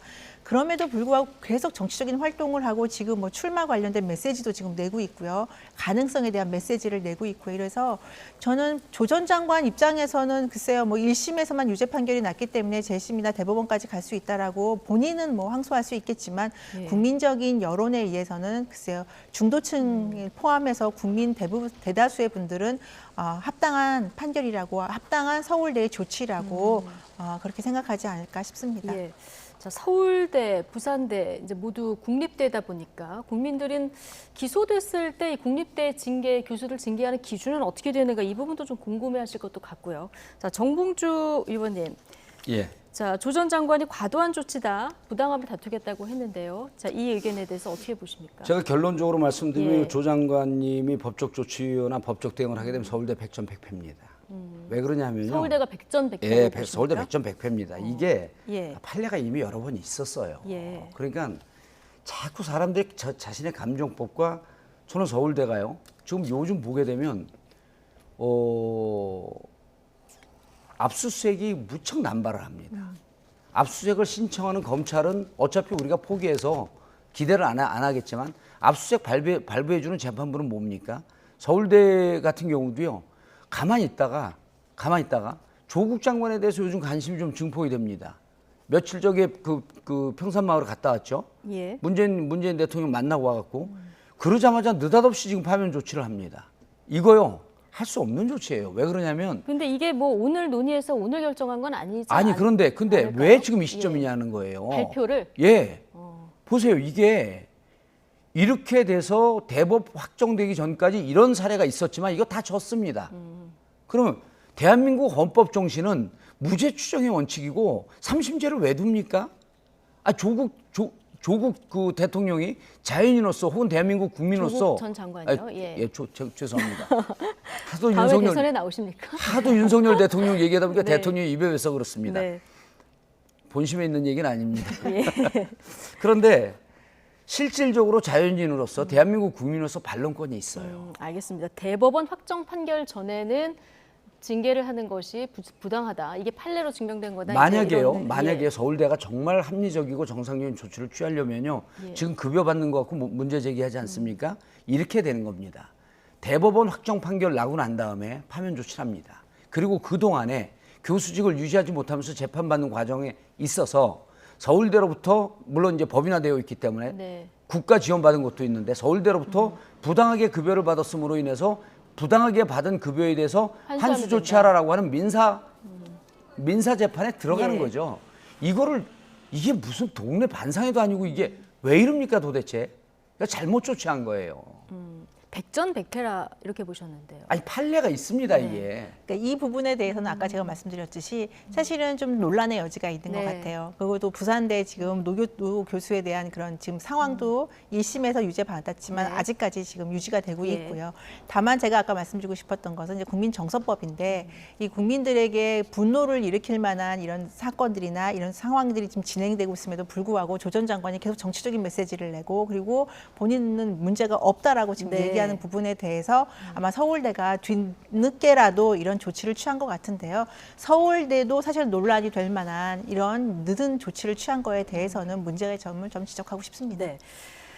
자, 조국 전 장관 길 없는 길을 가겠다. 이 글을 SNS에 남긴 이후에 이제 총선 출마하는구나 이런 분석이 많은데 민주당 내 여기에 대한 의견이 굉장히 분분하더라고요. 저희가 그래픽으로 좀 정리를 해봤는데요. 자, 일단 조응천 의원은 어떤 움직임을 하든 철저히 관심을 갖지 말아야 된다 이런 반응을 냈고요. 이원욱 의원은 큰 악재다 이렇게 얘기를 한 반면에 박성준 의원은 자, 윤석열 정부에 어떻게 대응할 수 있는 정치인에게는 정치적 공간을 다 열어줘야 된다 이런 입장을 보였거든요. 정봉주 의원님이 이 세 분의 의견 중에 누구 의견에 공감하십니까? 저 그래픽 좀 그대로 좀 띄워놨으면 좋겠고요. 네. 자, 조응천 의원은 국회의원 167명 중에서 몇 명의 의원을 대변하는지 잘 모르겠어요. 그다음에 이현우 의원이요. 제가 알기로 한 10대 명 정도의 의원의 의견을 대변하는 것 같습니다. 박성준 의원이요. 저분 친명인데 아마 과반수 이상의 의견을 대변하는 것 같아요. 무슨 말씀이냐면 저분들의 저 발언이 민주당 전체를 대변하는 게 아니라는 거예요. 그리고 저기 지금 민주당이라고 하지 않았습니까? 민주당은 3개의 구성원이 있습니다. 첫 번째가 의원들이 있습니다. 1, 2%밖에 해당하지 않아요. 마치 언론에서 민주당 하게 되면 의원들의 집합제로 보는데 그러지 않습니다. 의원들이 167명이 있고요. 그 이외에 민주당 당원이 한 150만 명이 있습니다. 이분들이 민주당의 주체 세력입니다. 그리고 민주당을 지지하고 있는 1000만 이상의 국민들이 있고요. 이러다 보면 민주당의 뜻이다라고 하게 되면서 의원들의 발언을 내면은 1, 2% 반영밖에 안 됩니다. 여당도 야당도 마찬가지로 의원들이 발언하면 그게 그 당의 의견이 되는 거죠. 특히 조국 장관이 정치적 발언을 한 부분에 대해서는 무척 예민하게 반응을 해야 돼요. 그럼 민주당과 민주당을 지향하는 사람들의 입장은 어떻겠냐라고 하는 것은 오히려 여론조사를 통해서 내는 게 훨씬 더 적절한 대응이다 이렇게 볼 수 있습니다. 알겠습니다. 박성준 의원의 정치적 공간을 열어줘야 된다가 절반 정도는 되는 것 같다. 의견을 주셨고 70% 됩니다. 70%입니까? 예. 좀 올리셨습니까? 알겠습니다. 자, 국민의힘에서는 우병우 전 수석 출마설 관련해서 또 다양한 반응이 나오고 있습니다. 이것도 저희가 묶어봤는데 좀 보실까요? 당 차원에서 고려하지 않는 부분이다. 이런 의견도 있고 당 인적 구성의 변화가 있어서 공천은 어려울 것 같다. 천하람 당협위원장 반응이 좀 재밌는데 팬덤 없는 조국 같은 느낌이다. 탄핵강에 대해서 부담감을 좀 느끼고 있는 것 같다. 얘기했는데 어쨌든 국민의힘에서는 좀 선을 긋는 분위기인 것 같기도 하고요. 어떻게 읽으십니까? 국민의힘의 지금 우병우 전 수석의 출마 관련해서 이제 국민의힘 내부 구성원들, 의원들의 반응이 전 민주당보다 조금 더 국민에게 더 가까이 가 있는 것 같아요. 우병우 전 수석이 출마하는 건 본인의 개인 자유죠. 그리고 국민의힘 지금 당원도 아닌 걸로 알고 있고요. 뭐 본인이 하고 싶으면 하는 건데요. 당 차원에서 우병우 전 수석을 통해서 뭔가 국민들에게 다가간다라든지 아니면 국민의힘이 그 지역에서 경북 지역에서 뭔가 새로운 메시지를 던지고 싶다든지 네. 국민들에게 어젠다를 붙인다든지 그런 역할을 전혀 저는 할 수 없을 거라고 저는 생각을 합니다. 그래서 우 전 수석이 출마를 하느냐 안 하느냐는 본인이 결정할 일이지만 그리고 본인도 지금 인터뷰에서 얘기한 거 보니까 개인의 명예 회복이 굉장히 중요한 이유 같아요. 출마가. 근데 국회의원이 되는 것이 물론 여러 가지 이유가 있겠지만 개인의 명예 회복을 위해서 그 중요한 그 어려운 자리에 가야 되느냐. 그것도 경북이라고 하는 어떻게 보면 보수의 텃밭이거든요. 물론 공천을 안 받고 갈지 무소속으로 갈지 그건 좀 받고 갈지 그건 좀 두고 봐야겠지만요. 이런 차원에서 국민의힘이 굳이 과거로 다시 돌아가는 그러한 선거 전략을 펴기는 쉽지 않을 거다라고 저도 봅니다. 네. 자, 홍준표 대구시장이 부패 방탄에 갇힌 민주당이 국민의힘 지지율을 상회하는 여론조사를 볼 때 기가 막히다. 총선 어떻게 치르려고 하느냐. 선대위라도 빨리 구성해라. 이런 조언을 했는데요. 이 조언은 어떻게 보십니까? 홍준표 대구시장님 같은 경우에는 이제 뭐 총선에서 반드시 승리를 해야 그 다음에 이제 국정의 운영의 동력을 이제 받을 수 있기 때문에 그런 절박한 심정에서 이제 말씀을 하신 것 같은데요. 지금 사실 국민의힘이나 민주당이나 국민들의 전폭적인 지지를 받지 못하고 있는 건 사실이죠. 무당층이 뭐 6월달 초에 나온 갤럽 조사에 따르면 27%를 상회하고 있기 때문에 그 부분은 뭐 국민의힘이나 민주당에서 둘 다 반성을 해야 되는 부분이라고 봅니다. 그런데 지금 뭐 당 대표가 갑자기 바뀌고 뭔가를 갖다가 하라고 해서 선대위라도 구성을 하라고 하는 홍준표 대표의 이 비판점도 사실은 순수하게 국민의힘의 총선 전략을 통해서 국민의힘의 총선 승리를 위한 그런 조언인 건지 아니면 본인의 개인적인 비판점에 더 방점이 둔 건지는 좀 저는 후자가 아닌가라는 생각이 들고요. 하지만 민주당이 저렇게 많은 국민의 여론과 동떨어진 행태를 보이는 거, 아까 말씀드렸지만 윤관석 의원이나 이성만 의원 체포동의안 부결된 것 등등등 그럼에도 불구하고 지지율이 민주당보다 더 높지 못한 부분에 대해서는 국민의힘 스스로도 많이 반성해야 될 부분입니다. 있다. 어쨌든 거대 양당이 지금 모두 한쪽이 웃을 수만은 없는 이런 상황의 지지율을 받고 있고 무당층 비율이 어느 때보다 좀 높은 그런 여론조사 결과들이 나오고 있는 상황인데요. 자, 이런 상황에서 좀 제3지대가 다시 꿈틀하나 이런 생각이 들게 하는 기사들이 좀 나왔습니다. 금태섭 전 의원에서 양양자 무소속 의원도 신당 창당 움직임이 있는 것 같은데 26일쯤 창당 선언할 것 같아요.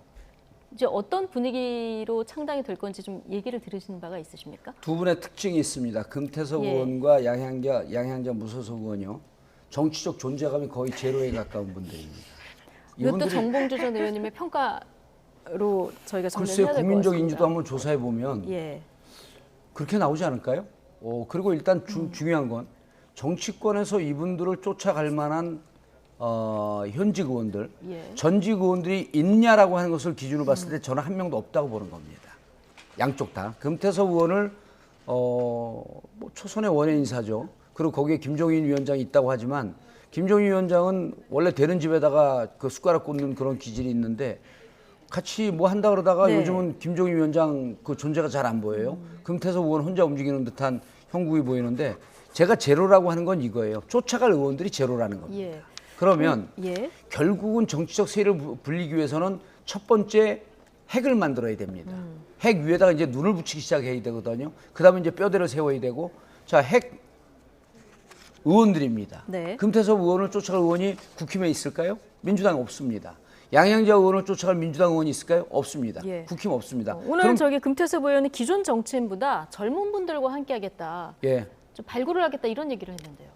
굿럭, 행복을 기원. 예. 알겠습니다. 행운을 기원합니다. 자, 행운을 빌어주셨고요. 네. 자, 다른 미래를 위한 성찰과 모색이란 모임을 금태섭 전 의원이 주도를 하고 있는데요. 자, 오늘 신당 창당과 관련해서 조금 더 구체적인 입장을 밝혔습니다. 이 이야기 듣고 오시겠습니다. 신당이 출연해야 된다는 당위성에는 저는 거의 모든 사람이 동의한다고 생각합니다. 9월경에는 창당에 돌입할 수 있도록 박차를 가하겠습니다. 단순히 명망가들을 모여서 인지도를 높이는 일은 지금 우리의 관심사는 아닙니다. 기존 정치인들보다는 우리 정치에 새로운 시각과 활력을 제공할 수 있는 젊은 분들과 함께하기 위해서 노력을 경주하겠습니다. 젊은 분들과 함께할 거고 그 지역도 상징적인 지역, 좀 험지 출마를 예고하는 듯한 발언도 했거든요. 자, 9월쯤 창당할 수 있도록 박차를 가할 거다 얘기를 했는데요. 지금 같은 분위기에서 제3지대가 설 공간 어느 정도라고 보십니까? 그러니까 지금 제가 방금 말씀드린 대로 무당층이 27%에서 30% 상회하고 있지 않습니까? 역대 최고치인데요. 그 문제들, 이제 무당층을 보면서 많은 이제 기존 정당, 거대 두 양당에 대한 비판이 있으니까 새로운 정당, 아니면 새로운 정치인들에 대한 국민들의 갈증이 있다. 이제 이런 차원에서 금태섭 전 의원이나 양양자 의원이 이제 신당 창당론을 이제 깃발을 세우는 것 같아요. 그런데 신당을 창당하거나 뭔가 새로운 정치 세력이 등장할 때는 전 두 가지 조건이 필요한 것 같아요. 인물도 인물이지만요. 새로운 시대에 맞는 어젠다를 좀 발굴을 하고 그걸 던져야 되는데 사실은 신당을 창당하겠다 아니면 우리는 새로운 정치 세력화를 만들겠다라고 할 때 그러한 미래 사회에 대한 어젠다를 딱 던지거든요.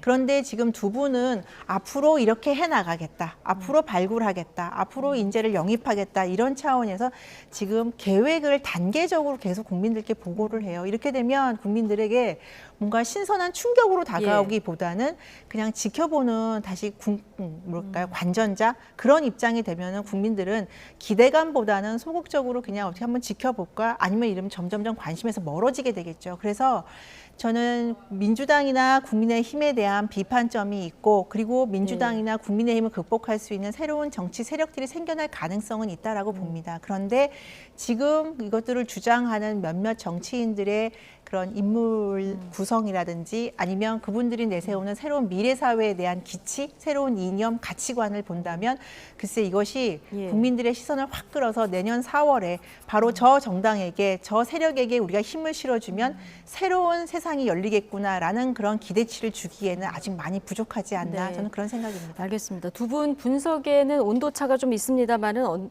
어쨌든 지금 이 상황에서 제3지대가 자리 잡기에는 현실적으로 좀 어려움이 있어 보인다. 여기는 뭐 비슷한 의견을 주셨는데 정봉주 의원님, 여당에서도 뭐 분당설 나오고 야당에서도 분당설이 나오고 제3지대도 나오고 그럼 뭔가 총선 앞두고 정계 개편이 좀 본격적으로 전개될 거다 이런 전망들이 많이 나오는데 정봉주 의원님이 보시는 정계 개편은 어떻게 진행이 될 것 같습니까? 이번 총선 앞두고 정계 개편 없습니다. 없을 거다. 왜냐하면 이 얘기는 좀 짧게 드릴게요. 짧게 말씀을 드리면 이겁니다. 정계 개편 때는요. 아까 이제 중도층이 역대 가장 높다고 하는데 지금 그 총선 10개월 남았거든요. 이때 중도층이 제일 높아요. 이게 이제 점점 줄면서 양쪽으로 수렴해 가는데 자, 이게 정계 개편이나 제3당 신당이나 이런 게 출연할 때는 뭐가 있어야 되냐면 지금 진보 보수 양쪽에 축이 있지 않습니까? 이게 이제 중심을 갖고 힘을 발휘하는 거 90력이란 말이에요. 그다음에 이들이 힘을 발휘하지 못하고 밖으로 빠져나가는 게 이제 원심력인데 지금은 윤석열 대통령을 중심으로 한 국민의힘의 90력이 셉니다. 비록 지지율은 높지 않지만 민주당 167명의 의원과 이재명, 친명, 비명하면서 이 중심으로 한 90력이 또 셉니다. 중간 지대로 빠져나갈 원심력이 없다는 얘기예요. 그 태풍의 흐름이나 이런 걸 보게 되면 양쪽의 태풍의 눈이 워낙 강하기 때문에 중간 지대로 갈 힘이 없어요. 정계 개편은 없을 것이다. 이렇게 전망을 하셨고요. 짧게. 저도 비슷한 생각입니다. 이번엔 지금 보수와 진보에 대한 아주 강력한 두 구심점들이 있고요. 이재명 대표가 어떤 사법 리스크가 있지만 그 구심점이 있고요. 윤석열 정부를 성공시켜야 된다는 보수, 뭐 강성 보수도 있겠고요. 좀 옅은 보수들도 있겠고요. 그 두 구심점으로 인해서 총선까지 이 구도는 지속되지 않을까 싶습니다. 알겠습니다. 다음에 금태섭 의원이나 양양자 의원의 얘기도 좀 들어봐야 될 것 같습니다. 나이트 포커스, 오늘은 민현주, 정봉주 전직 의원 두 분과 함께했습니다. 오늘 고맙습니다. 예.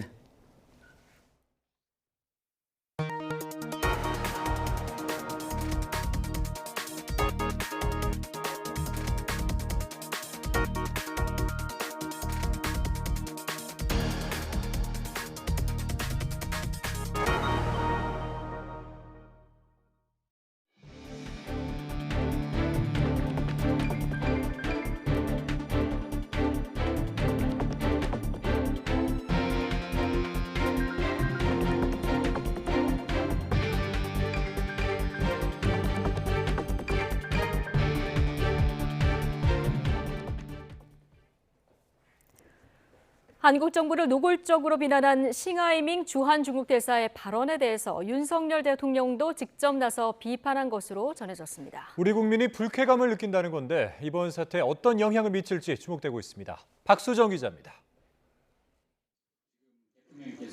윤석열 대통령 주재로 열린 국무회의. 비공개 회의에서 윤 대통령은 싱하이밍 주한 중국 대사의 발언이 부적절하다고 지적한 것으로 전해졌습니다. 한중 관계는 상호 존중과 우호 증진, 공동이익 추구라는 대원칙 아래 해왔는데 싱 대사의 부적절한 발언으로 우리 국민이 불쾌해한다면서 상호 존중, 우호 증진 의지가 있는지 반문했다고 고위 관계자가 전했습니다. 다른 고위 관계자는 중국 측이 싱 대사의 발언 문제를 숙고한 뒤 적절한 조치를 해줄 것을 기다리고 있다고 언급했습니다. 또 한국 정책이 편향적이고 특정 국가를 배제하는 것처럼 사실을 곡해했으며 한중 무역 관계를 설명하는 논리도 사실과 맞지 않는다고 설명했습니다. 그러면서 한국에 와 있는 최고 외교관은 설린 우호 관계에 매진하고 문제점이 느껴져도 비공개로 풀어나가는 게 직분이라고 꼬집었습니다. 대통령실은 전날 브리핑에서 대사의 가교 역할이 적절하지 않다면 본국과 주재국의 국가적 이익을 해칠 수 있다고 밝혔는데 비판 수위가 한층 높아진 겁니다. 윤 대통령은 이와 함께 일부 정치권 인사들이 주한 중국 대사와 만나 무분별하게 의견을 듣는 문제도 짚은 것으로 알려졌습니다. 싱 대사와 만찬 회동에서 공개 발언 기회를 준 이재명 더불어민주당 대표를 겨냥한 것으로 보입니다. 중국의 반발 속에 외교부 장관, 총리에 이어 대통령까지 싱 대사를 비판하고 나서면서 이번 발언 논란이 어떻게 확산할지 관심이 쏠리고 있습니다. YTN 박소정입니다. 윤석열 정부의 외교 노선을 노골적으로 비난한 싱하이밍 주한 중국 대사에 대한 대통령실의 조치 요구를 중국이 사실상 거부했습니다. 왕원빈 중국 외교부 대변인은 정례 브리핑에서 싱 대사에 대한 적절한 조치를 기다리고 있다는 한국 대통령실 관계자 발언에 관한 질문에 즉답 대신 싱 대사를 재차 두둔했습니다. 왕 대변인은 싱하이밍 대사가 한국의 각계각층 인사들과 광범위하게 접촉하고 교류하는 건 그의 직무라며 요란하게 떠들 화제가 못 된다고 주장했습니다. 싱 대사의 관광지 무료 숙박 의혹에 대해서는 일부 한국 매체에 인신 공격성 보도로 규정하며 유감스럽다고도 말하기도 했습니다. 윤석열 대통령이 호국 영웅들의 희생과 헌신을 폄훼하는 건 반국가 행위라면서 최근 천안함 관련 발언으로 논란을 일으켰던 민주당 측을 겨냥했습니다. 또 지난 정부에서 민간단체 보조금이 늘어나는 동안 혈세 누수가 만연했다고 비판했습니다. 박석영 기자입니다. 가족에게 돌아오지 못한 국군 전사자 숫자를 의미하는 121879 끝까지 찾아야 할 태극기 배지를 단 윤석열 대통령과 국무위원들. 호국 보훈의 달 6월의 의미를 담아 윤 대통령은 국무회의에서 영웅 예우를 첫머리에 언급했습니다. 자유대한민국은 영웅들의 피 묻은 군복 위에 서 있다며 희생과 헌신을 기억하고 예우하는 게 헌법 정신의 실천이라고 말했습니다. 특히 영웅들의 희생과 헌신을 왜곡, 폄훼하는 건 국가 정체성을 부정하는 반국가 행위라고 못 박았는데 앞서 천안함 자폭설 주장과 막말로 무리를 빚은 더불어민주당을 비판한 것으로 해석됩니다. 영웅들의 희생과 헌신을 왜곡하고 폄훼하는 일이 있어서는 안 됩니다. 이러한 행위는 대한민국 국가 정체성을 부정하는 반국가 행위입니다. 이와 함께 보조금 관리 투명성 강화를 강조하며 전임 정부를 거듭 저격했습니다. 2조 원 가까이 민간단체 보조금이 늘어나는 동안 관리 감독을 제대로 하지 않아 도덕적 해이와 혈세 누수가 생겼다는 겁니다. 최근 국무조정실이 발표한 지방교육 재정교부금 대규모 위법 부당 사례도 꼬집었습니다. 국민의 혈세가 정치 포퓰리즘의 먹잇감이 되고 지난 정부에서만 400조 원의 국가 채무가 쌓였습니다. 이는 납세자에 대한 사기 행위이고 미래 세대에 대한 착취 행위입니다. 통렬한 반성을 주문하면서 부정 비위가 발생하면 보조금 사업자뿐 아니라 담당 공직자들에게도 책임을 물을 수 있도록 관리 감독 시스템을 만들라고 당부했습니다. 이어 무분별하게 늘어난 보조금 예산을 전면 검토해 내년 예산부터 반영하라고 지시했습니다. 아울러 윤 대통령은 국민의 혈세가 취약계층 보호나 군인 처우 개선 등 꼭 필요한 곳에 쓰일 수 있게 하겠다고 약속했는데 전 정부와 야당의 실정을 부각하며 차별화하려는 의도로 풀이됩니다. YTN 박서경입니다. 국민의힘과 정부는 대학생 학자금 대출의 이자 면제 대상을 중위소득 100% 이하 가구로 한정하고 장학금과 생활비 대출 등 취약계층 대학생 지원을 늘리기로 뜻을 모았습니다. 네, 이런 기준으로 더불어민주당 주도로 국회 상임위원회를 통과했던 이른바 학자금 무이자 대출법을 다시 논의하자고 제안했지만 민주당은 즉각 반발했습니다. 나혜인 기자입니다. 국민의힘과 정부가 취약계층 대학생 학자금 지원 방안을 놓고 머리를 맞댔습니다. 민주당 주도로 국회 교육위원회를 통과한 취업 후 학자금 상환 특별법 개정안 대응책을 논의하기 위해서입니다. 지난 5월에 교육위 전체 회의를 통과한 취업 후 학자금 상환 특별법 개정안에 대해 제도 취지에 부합하는 방향으로 논의가 진행될 수 있도록 당정은 학자금 대출 이자 면제 대상을 중위소득 100% 그러니까 4인 가구 기준 월소득 512만 원 이하인 가구로 한정하기로 뜻을 모았습니다. 월소득이 1,024만 원인 가구의 대학생까지 혜택받도록 한 민주당 안의 절반으로 기준을 낮춰야 한다는 겁니다. 대신 형편이 어려운 학생들에게 초점을 맞춰 국가장학금과 근로장학금, 생활비 대출 규모를 늘리는 패키지 지원을 하기로 했습니다. 특히 기초 차상위 가구는 자녀 수와 관계없이 지원 규모를 확대하고 중위소득 70% 이하 저소득층도 국립대 등록금 수준 이상으로 지원하기로 했습니다. 당정은 그러면서 민주당을 향해 이런 기준을 놓고 이른바 학자금 무이자 대출법을 다시 논의하자고 제안했습니다. 모든 대학생 소득 8구간까지 학자금 대출 이자를 면제해주면 매년 이자 비용이 860억 원 규모로 국민 세금으로. 민주당은 정부와 여당이 민생 입법을 포퓰리즘으로 호도하고 있다고 강하게 반발했습니다. 당정이 대안 없이 무조건 반대만 외치다가 뒤늦게 수정안을 내놓았고 가구 소득 기준도 자동차 같은 자산까지 포함해 부풀리고 있다고 지적했습니다. 그러면서 원안대로 국회 통과를 추진하겠다는 뜻을 거듭 강조했습니다. 학교에서 나오자마자 빚에 허덕이는 청년 세대의 부담을 언제까지 수수방관하려는 것입니까? 제발 민생 입법의 발목을 잡지는 말기 바랍니다. 정부와 여당이 중재안을 제시했지만 민주당 내부에선 학자금 무이자 대출법 본회의 직회부 카드를 꺼내들어야 한다는 기류도 읽힙니다. 양측의 입장이 워낙 팽팽한 터라 청년 정책을 놓고도 여야 간 격돌이 재현될 수 있다는 우려도 나오고 있습니다. YTN 나힌입니다. 추경호 경제부총리 겸 기획재정부 장관은 더불어민주당의 추경 편성 요구에 대해서 지금 세수가 부족하다고 걱정하면서 35조 원을 더 쓰겠다고 하면 나라 살림을 도대체 어떻게 하자는 것이냐고 비판했습니다. 추 부총리는 국회 대정부 질문에서 민주당이 35조 원 규모의 추경을 하자는데 이에 대한 입장은 무엇이냐는 국민의힘 이현승 의원 질의에 이같이 답했습니다. 이어서 현재 정부는 추경을 전혀 검토하고 있지 않다고 강조했습니다. 경찰이 관객 숫자를 부풀려서 흥행 순위를 조작한 혐의를 받는 대형 복합 상영관 3사와 배급사 3곳을 압수수색했습니다. 네, 새벽 시간대 매진이 이뤄지는 등 관객 수 조작 의혹이 불거졌던 영화들과 관련해 강제 수사에 나선 겁니다. 윤흥성 기자입니다. 지난해 8월 개봉한 영화 비상선언. 관객이 영화관을 많이 찾지 않는 새벽 매진 행렬이 이어졌고 한때 흥행 순위 1위에 올랐습니다. 그러나 손익분기점의 절반에도 못 미치는 관객 수를 기록하며 결과적으로는 흥행에 실패했습니다.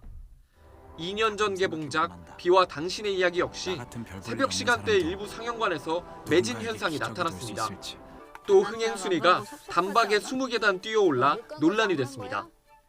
당시 배급사와 영화관들은 심야 상영 이벤트를 위한 테스트를 진행했다거나 홍보용 표를 소진하는 과정에서 새벽 예매가 많이 이뤄졌다고 해명했습니다.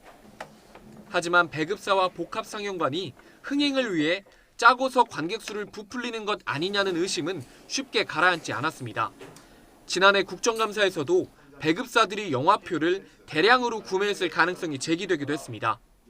자본금이 넉넉한 배급사는 대규모 전국 시사회나 선착순 할인 티켓 명목으로 영화표를 대량 구매해서 자체 발권하는 방식으로 얼마든지 관객 수를 늘리고 박스오피스 순위를 조정할 수 있습니다. 경찰도 한국영화 관객수 조작 의혹에 대해 수사에 나섰습니다.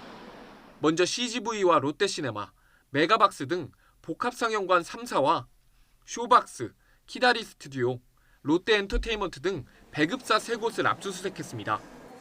경찰은 이들이 전산에서 일부 영화의 관객 숫자를 부풀리면서 영화진흥위원회에 실시간 흥행순위 집계 업무를 방해했다고 의심하고 있습니다. 또 배급사와 영화관들의 순위 조작이 관행적으로 벌어졌다고 보고 업계 전반으로 수사를 넓혀갈 방침입니다. 이런 가운데 CGV와 쇼박스 등은 경찰 수사에 협조하겠다는 원론적인 입장을 내놨습니다. YTN 윤홍성입니다.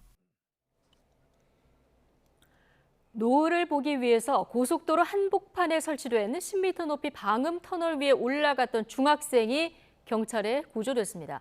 경기 남부경찰청 고속도로 순찰대는 그제 저녁 7시 40분쯤 경기 수원시 영동고속도로 방음터널 위에 여성이 올라가 있다는 신고를 받고 출동했습니다. 경찰에 무사히 구조된 학생은 노을 지는 하늘이 예뻐서 잘 보기 위해 방음터널 옆 시설 점검 사다리를 타고 올라갔다고 진술했습니다. 경북경찰청은 경산시에 있는 아파트 마당에 설치된 흔들 의자가 넘어지면서 초등학생이 숨진 사건과 관련해서 국립과학수사연구원과 합동감식을 벌였습니다. 경찰과 국가수는 흔들 의자와 지면에 연결된 부분을 집중적으로 살펴 흔들 의자가 넘어진 이유를 밝히는 데 수사력을 모으고 있습니다. 넘어진 흔들 의자는 무게가 200kg 정도로 운동시설로 분류돼 정기 점검 대상이 아닌 것으로 파악됐습니다.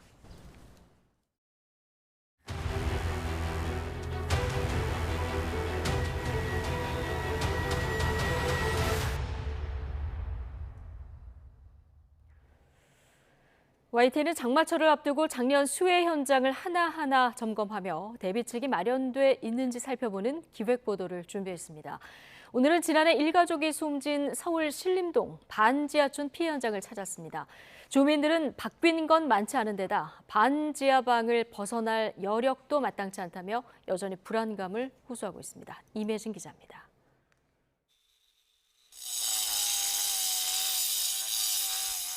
지난해 8월 반지하에 살던 일가족 3명의 목숨을 앗아간 서울 신림동에 있는 빌라 앞.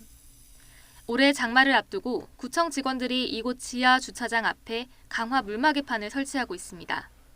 그러나 YTN이 주변 반지하 거주지를 돌아보니 이 정도 수준의 침수 방지 시설을 갖춘 곳은 많지 않았습니다. 네, 신림동 반지하촌에는 이렇게 땅에서 얼마 떨어지지 않은 곳에 창문이 있는 집이 많습니다. 그러나 물막이판에 설치되지 않은 모습을 어렵지 않게 찾을 수 있습니다. 관악구 침수 피해 우려주택 6천여 곳 가운데 물막이판이 설치된 곳은 절반도 되지 않습니다. 서울시 전체 설치율은 22%로 더 낮습니다. 이번 여름도 폭우가 쏟아진다는 소식에 주민들은 그저 걱정이 태산입니다. 올해 또 비가 너무 많이 온다니 걱정되고 물이 안 올라온다는 보장도 없고 아직. 이사 가고 싶죠. 돈이 없어서 그렇지. 지난해 참사 이후 서울시는 23만 8천여 가구에 달하는 주거용 반지하를 아예 없애버리겠다는 내용의 대책을 발표했습니다. 반지하 다세대 주택을 매입하고 주민들의 지상층 이주를 지원하겠다는 겁니다. 그러나 서울시가 지난달 말까지 사들인 반지하 다세대 주택은 고작 98가구뿐, 올해 목표치의 3%에도 못 미칩니다. 게다가 서울시 내 반지하 주택 가구 중 실제 지상층으로 이주한 경우는 전체 8% 수준밖에 되지 않습니다. 지상으로 집을 옮기면 2년 동안 월세 20만 원을 지원하겠다는 게 서울시의 사업 계획이었지만 금액이 적은 데다 기한도 짧아 주거 취약계층이 많은 반지하 주민들의 선택지가 되지 못한다는 지적이 나옵니다. 서울시와 국토교통부는 반지하 주택 매입 기준을 완화하는 등의 주거 이전 대책을 보완하겠다고 했지만 당장 이달 하순 장마가 예고된 상황입니다. 여전히 침수 두려움에 밤잠을 못 이루는 반지하 거주민의 피해 재발을 막기 위해 현실적인 조치가 필요하다는 지적이 나옵니다. YTN 임혜진입니다. 국토교통부와 관련 지자체가 출퇴근길 김포 골드라인 지하철 혼잡도를 줄이기 위해서 대책을 내놓은 지 한 달이 넘었습니다. 원희룡 국토부 장관이 다시 현장을 찾았는데요. 시내버스 운행이 늘면서 승객들의 숨통은 다소 트였지만 혼잡한 풍경은 여전했습니다. 윤혜리 기자가 취재했습니다. 원희룡 국토교통부 장관이 출퇴근 시간대 혼잡도가 극심해 이른바 지옥철로 악명 높은 김포 골드라인을 또다시 찾았습니다. 국토부와 관련 지자체가 내놓은 승객 분산 대책이 현장에서 얼마나 효과가 있는지 점검하기 위해서입니다.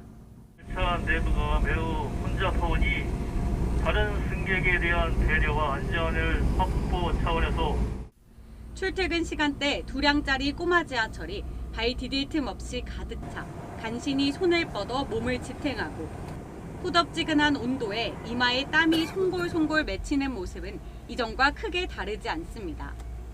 사람들이 많이 몰리는 구간에 아예 열차를 타지 못하는 경우는 이전보다 줄었지만 승객들 불편은 여전합니다. 큰 변화는 없는 것 같아요. 조금 좋아지긴 한 것 같긴 한데 아직도 좀 개선해야 될 부분들은 아직도 많다고 생각해요. 엄청나게 달라진지는 모르겠어요. 왜냐면은 제가 맨날 이 출근 시간대에 타는데 누워있는 분 한 분 봐가지고 막 그렇게 체감이 있나 싶기는 해요. 다만 김포 골드라인 대체 수단으로 꼽히는 70번 버스 이용객들의 사정은 나아졌습니다. 무조건 역까지 마을버스를 타고 나가서 이렇게 이동을 해야 됐거든요. 근데 저게 생기고 나니까 이제 여기까지 한 번에 나올 수 있는 거예요. 네, 되게 편해졌어요. 네, 나오자마자 이제 좀 자면서 나올 수도 있고. 김포시는 지난달 말부터 서울 개화역 인근에서 김포공항까지 정체가 심한 2km 구간을 출퇴근 시간대 한시적으로 버스 전용 차로로 운행하고 있습니다. 버스 운행 횟수를 대폭 늘리고 전세 버스까지 동원하면서 하루 평균 승객 수는 700여 명에서 1,600여 명으로 대폭 늘었습니다. 버스 전용 차로 개통 전 최대 227%에 달했던 지하철 혼잡도는 평균 200% 아래로 떨어졌습니다. 객차 안에 타 있는 입장에서는 꽉 들어차는 것은 마찬가지이기 때문에 아직도 개선이 많이 필요한 것 같아요. 당장은 좀 버스로 김포공항까지 좀 분산을 시켜야 되겠고요. 하루빨리 5호선을 연장 개통해야 근본적으로 해결이 될 수 있을 것 같습니다. 국토부는 서울 5호선 연장을 위한 세부 노선 확정 등 근본적인 대책도 함께 추진하겠다는 계획입니다. YTN 윤혜리입니다. 선거관리위원회 간부 자녀의 특혜 채용 사건을 수사하는 경찰이 시민단체로부터 들어온 추가 고발장도 접수해 수사에 나섰습니다. 경기 남부경찰청 반부패 경제범죄 수사대는 시민단체 자유대한호국단이 접수한 고발장 2건을 배당받아 수사에 착수했습니다. 해당 시민단체는 지난달 31일 선관위가 수사를 의뢰한 박찬진 전 사무총장과 송봉섭 전 사무차장 등 4명뿐만 아니라 김세환 전 사무총장 등 2명도 특혜 채용이 의심된다며 모두 6명을 고발했습니다. 또 해당 시민단체는 노태학 중앙선거관리위원회 위원장 등 선관위원 8명도 의혹에 대한 감사원 감사를 거부한 혐의로 고발하면서 모두 14명이 경찰 수사 대상에 오르게 됐습니다.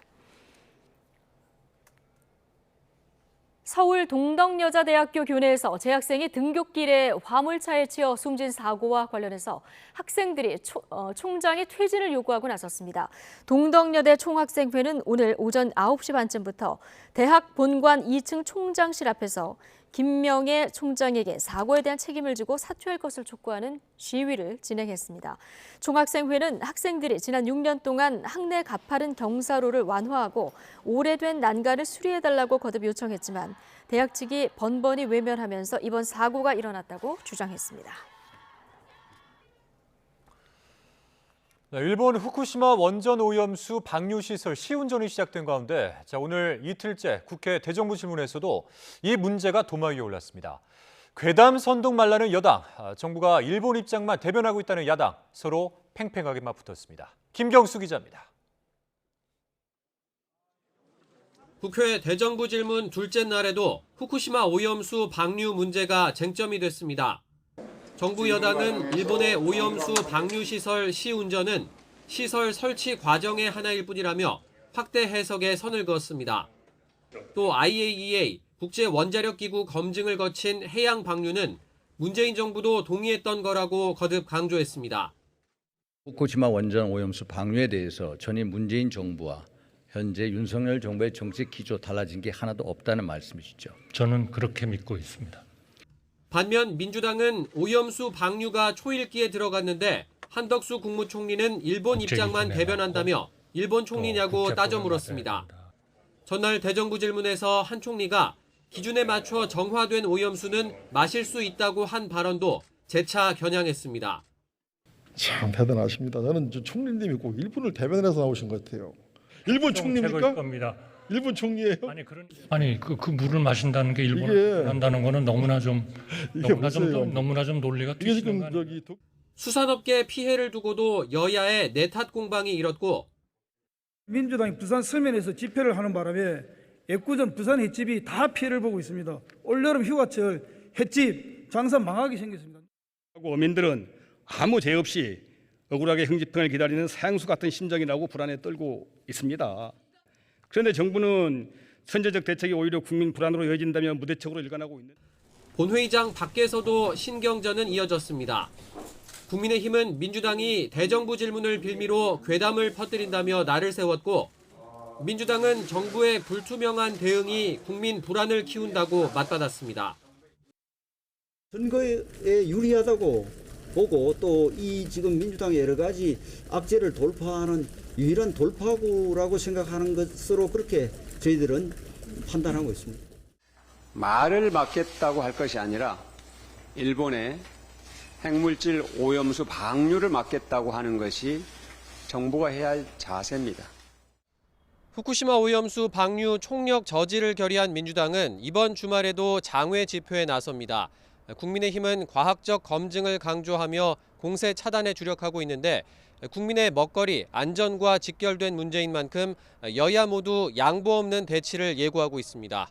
YTN 김경수입니다. 원희룡 국토교통부 장관은 민주노총 건설노조 간부 고 양회동 씨의 분신 사망 사건과 관련해서 지금도 역시 석연치 않은 마음은 변함이 없다고 말했습니다. 원 장관은 오늘 국회 대정부 질문에서 고인 죽음에 대한 평가는 아니라며 현장에 있었던 건설노조 부위원장의 분신을 1분 가까이 수수방관한 행위에 의문이 드는 것을 나름 짚고 가야겠다고 해서 표현한 것이라고 밝혔습니다. 이에 심 의원은 유족들이 와 있다며 말씀 좀 삼가시라고 지적했습니다. 이어서 주무장관으로서 건폭몰이에 희생된 고인 앞에 고개를 숙여 애도해도 시원찮은데 사자 명예훼손으로 고인을 2번 죽였다며 정치인이기 전에 인간이 돼야 한다고 비판했습니다. 새 방송통신위원장 후보자로 거론되고 있는 이동관 대통령실 대외협력특보의 아들 학교폭력 의혹에 대해서 민주당은 권력형 은폐 정황이 있다며 비판 수위를 끌어올리고 있습니다. 그동안 말을 아끼던 국민의힘 지도부는 마녀 사냥이라며 대대적인 역공에 나섰습니다. 권남기 기자입니다. 이동관 특보의 아들에게 학교 폭력을 당했다고 지목된 인물 가운데 한 명이 자신은 피해자가 아니라고 밝힌 뒤에도 민주당은 연일 공세를 이어갔습니다. 당시 진술서엔 학폭 피해자가 4명이라며 한 명이 화해해도 다른 피해자가 있는 만큼 관련 사건을 다시 수사해야 한다고 촉구했습니다. 설령 피해자 4명 중 1명이 그 이후 화해를 했다고 하더라도 3명의 피해자가 있으며 피해 진술서가 훨씬 신빙성이 높다. 특히 학폭위 개최를 놓고 이동관 특보가 당시 학교 이사장에게 전화하는 등 권력형 은폐 정황이 있다고 강조했습니다. 그런 만큼 윤석열 대통령은 이 특보를 방통위원장 후보로 지명해선 안 된다고 압박했습니다. 방통위원장 지명에 대한 반대 여론을 가볍게 여기지 말기 바랍니다. 언론을 길들이려 해서도 안 되고 길들일 수도 없습니다.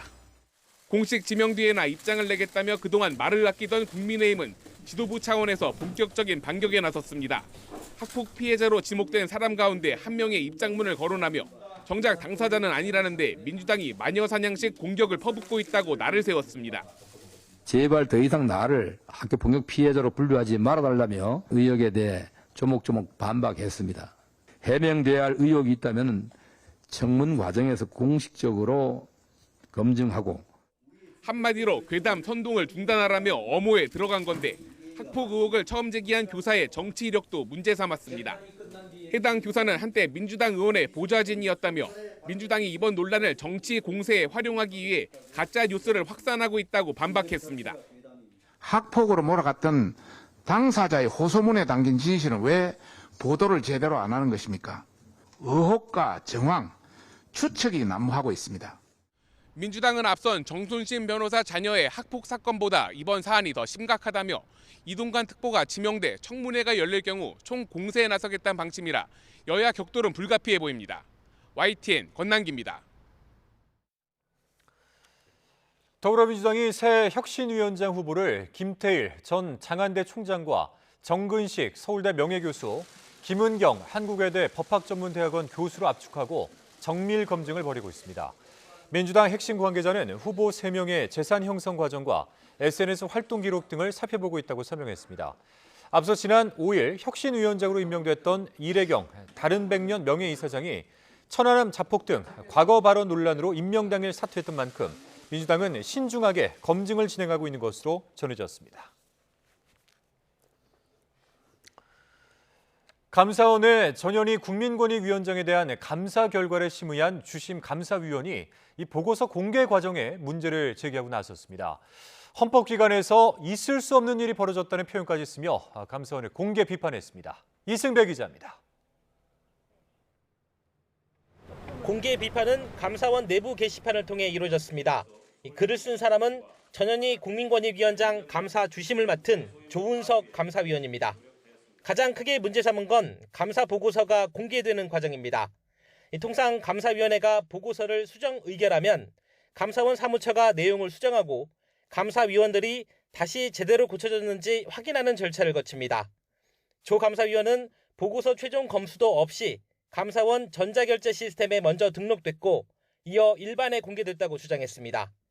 다른 감사위원 그 누구도 사전에 이를 알지 못했다고 했습니다.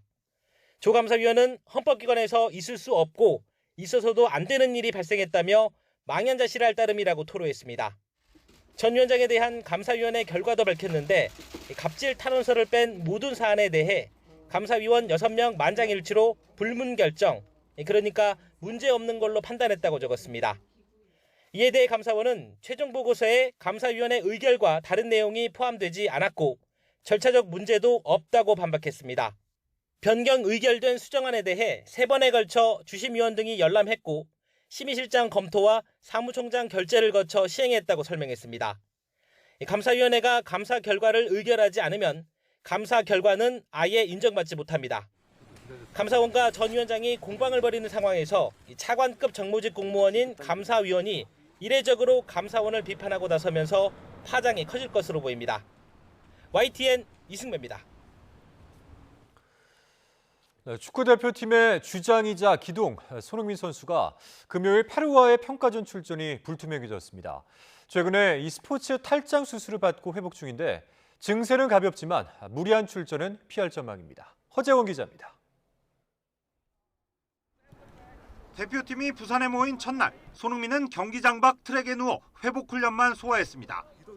김진수와 짝을 이뤄 가벼운 스트레칭을 했고 후배들이 뛰는 모습을 지켜보기만 했습니다. 소집 이틀째 훈련에는 밝은 모습으로 훈련에 정상적으로 참여했지만 의외의 수술 소식이 전해져 팬들을 깜짝 놀라게 했습니다. 축구대표팀 관계자는 손흥민이 지난달 29일 리그 마지막 경기를 마친 뒤 가벼운 스포츠 탈장 증세로 수술을 받고 귀국했다며 회복 훈련에 집중하고 있는 만큼 페루전 출전이 불투명하다고 밝혔습니다. 스포츠 탈장은 무리한 운동이 계속될 경우 장이 제자리에 있지 못하고 복벽의 약한 부위로 밀려나는 증상으로 수많은 축구 선수들이 같은 증상을 경험했습니다.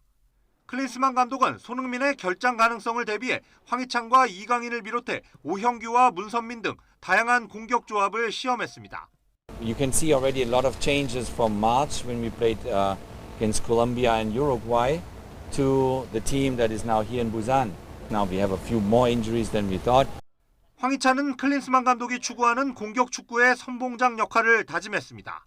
공격수들이 골을 많이 넣어주다 보면 이제 팀이 승리할 수 있다고 생각을 하는데 저희끼리 또 잘 맞춰서 이번 두 경기에서도 또 좋은 모습, 또 승리하는 모습 팬분들께 보여드리고 싶습니다.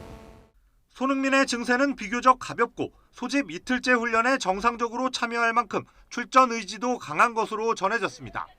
하지만 선수 보호 차원에서 클린스만 감독은 회복 상태를 지켜본 뒤 페루전 출전 여부를 결정할 예정입니다. YTN 허정원입니다.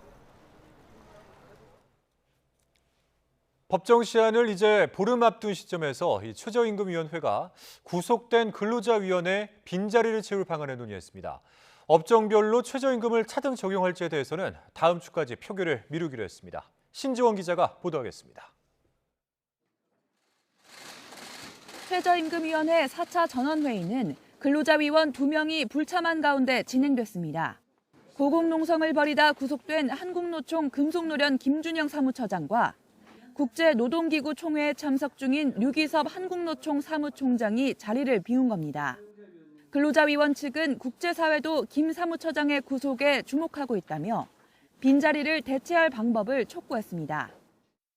아이로 사무총장은 경찰의 폭력 진압으로 구속된 한국노총 금속연맹의 김준영 사무처장에 대해서 매우 심각하게 보고 있었습니다. 최저임금위원회가 특단의 조치를 취할 이유가 있습니다. 최저임금위원회 운영 규칙에 따르면 노사위원이 상해 또는 질병으로 입원하거나 직계 좀비속이 사망하는 등 예외적인 경우에만 대리 표결이 허용됩니다. 이에 대해 공익위원 측은 운영 규칙에 기타 부득이한 사유를 추가하는 방안을 제안했습니다. 법원이 김 사무처장의 석방 요구를 받아들이지 않은 가운데 위원회는 다음 전원회의 때 최종 판단을 내리기로 했습니다. 이 밖에 최저임금위원회는 업종별 차등 적용에 대한 논의도 진행했습니다. 한계에 부닥친 어려운 지불 주체의 어떤 그분들한테 조금이라도 부담을 좀 덜어주기 위해서는 업종별 구분 적용이 좀 반드시 시연돼야 되겠다라는 말씀.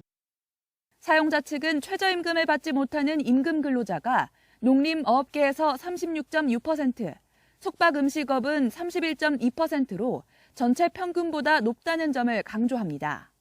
임금 지불 능력이 부족한 업종에는 최저임금을 낮게 설정해야 한다는 겁니다. 노동계는 최저임금의 본래 취지에 어긋난다며 반대하고 있습니다.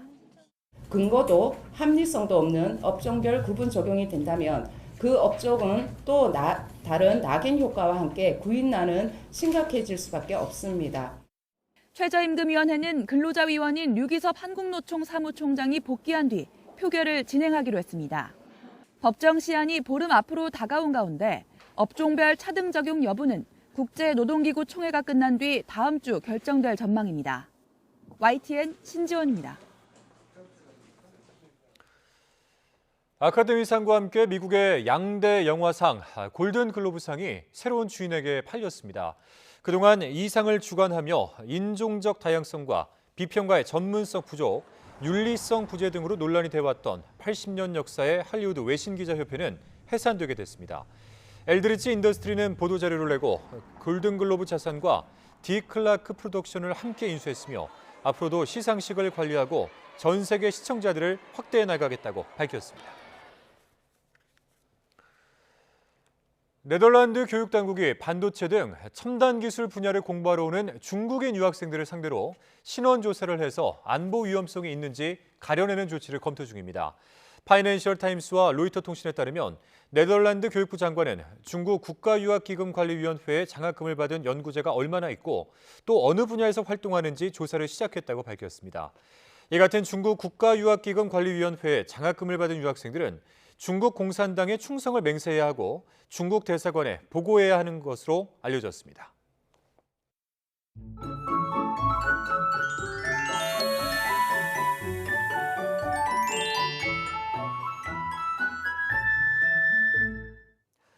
요즘 낮더위 속에 소나기가 자주 내리고 있습니다.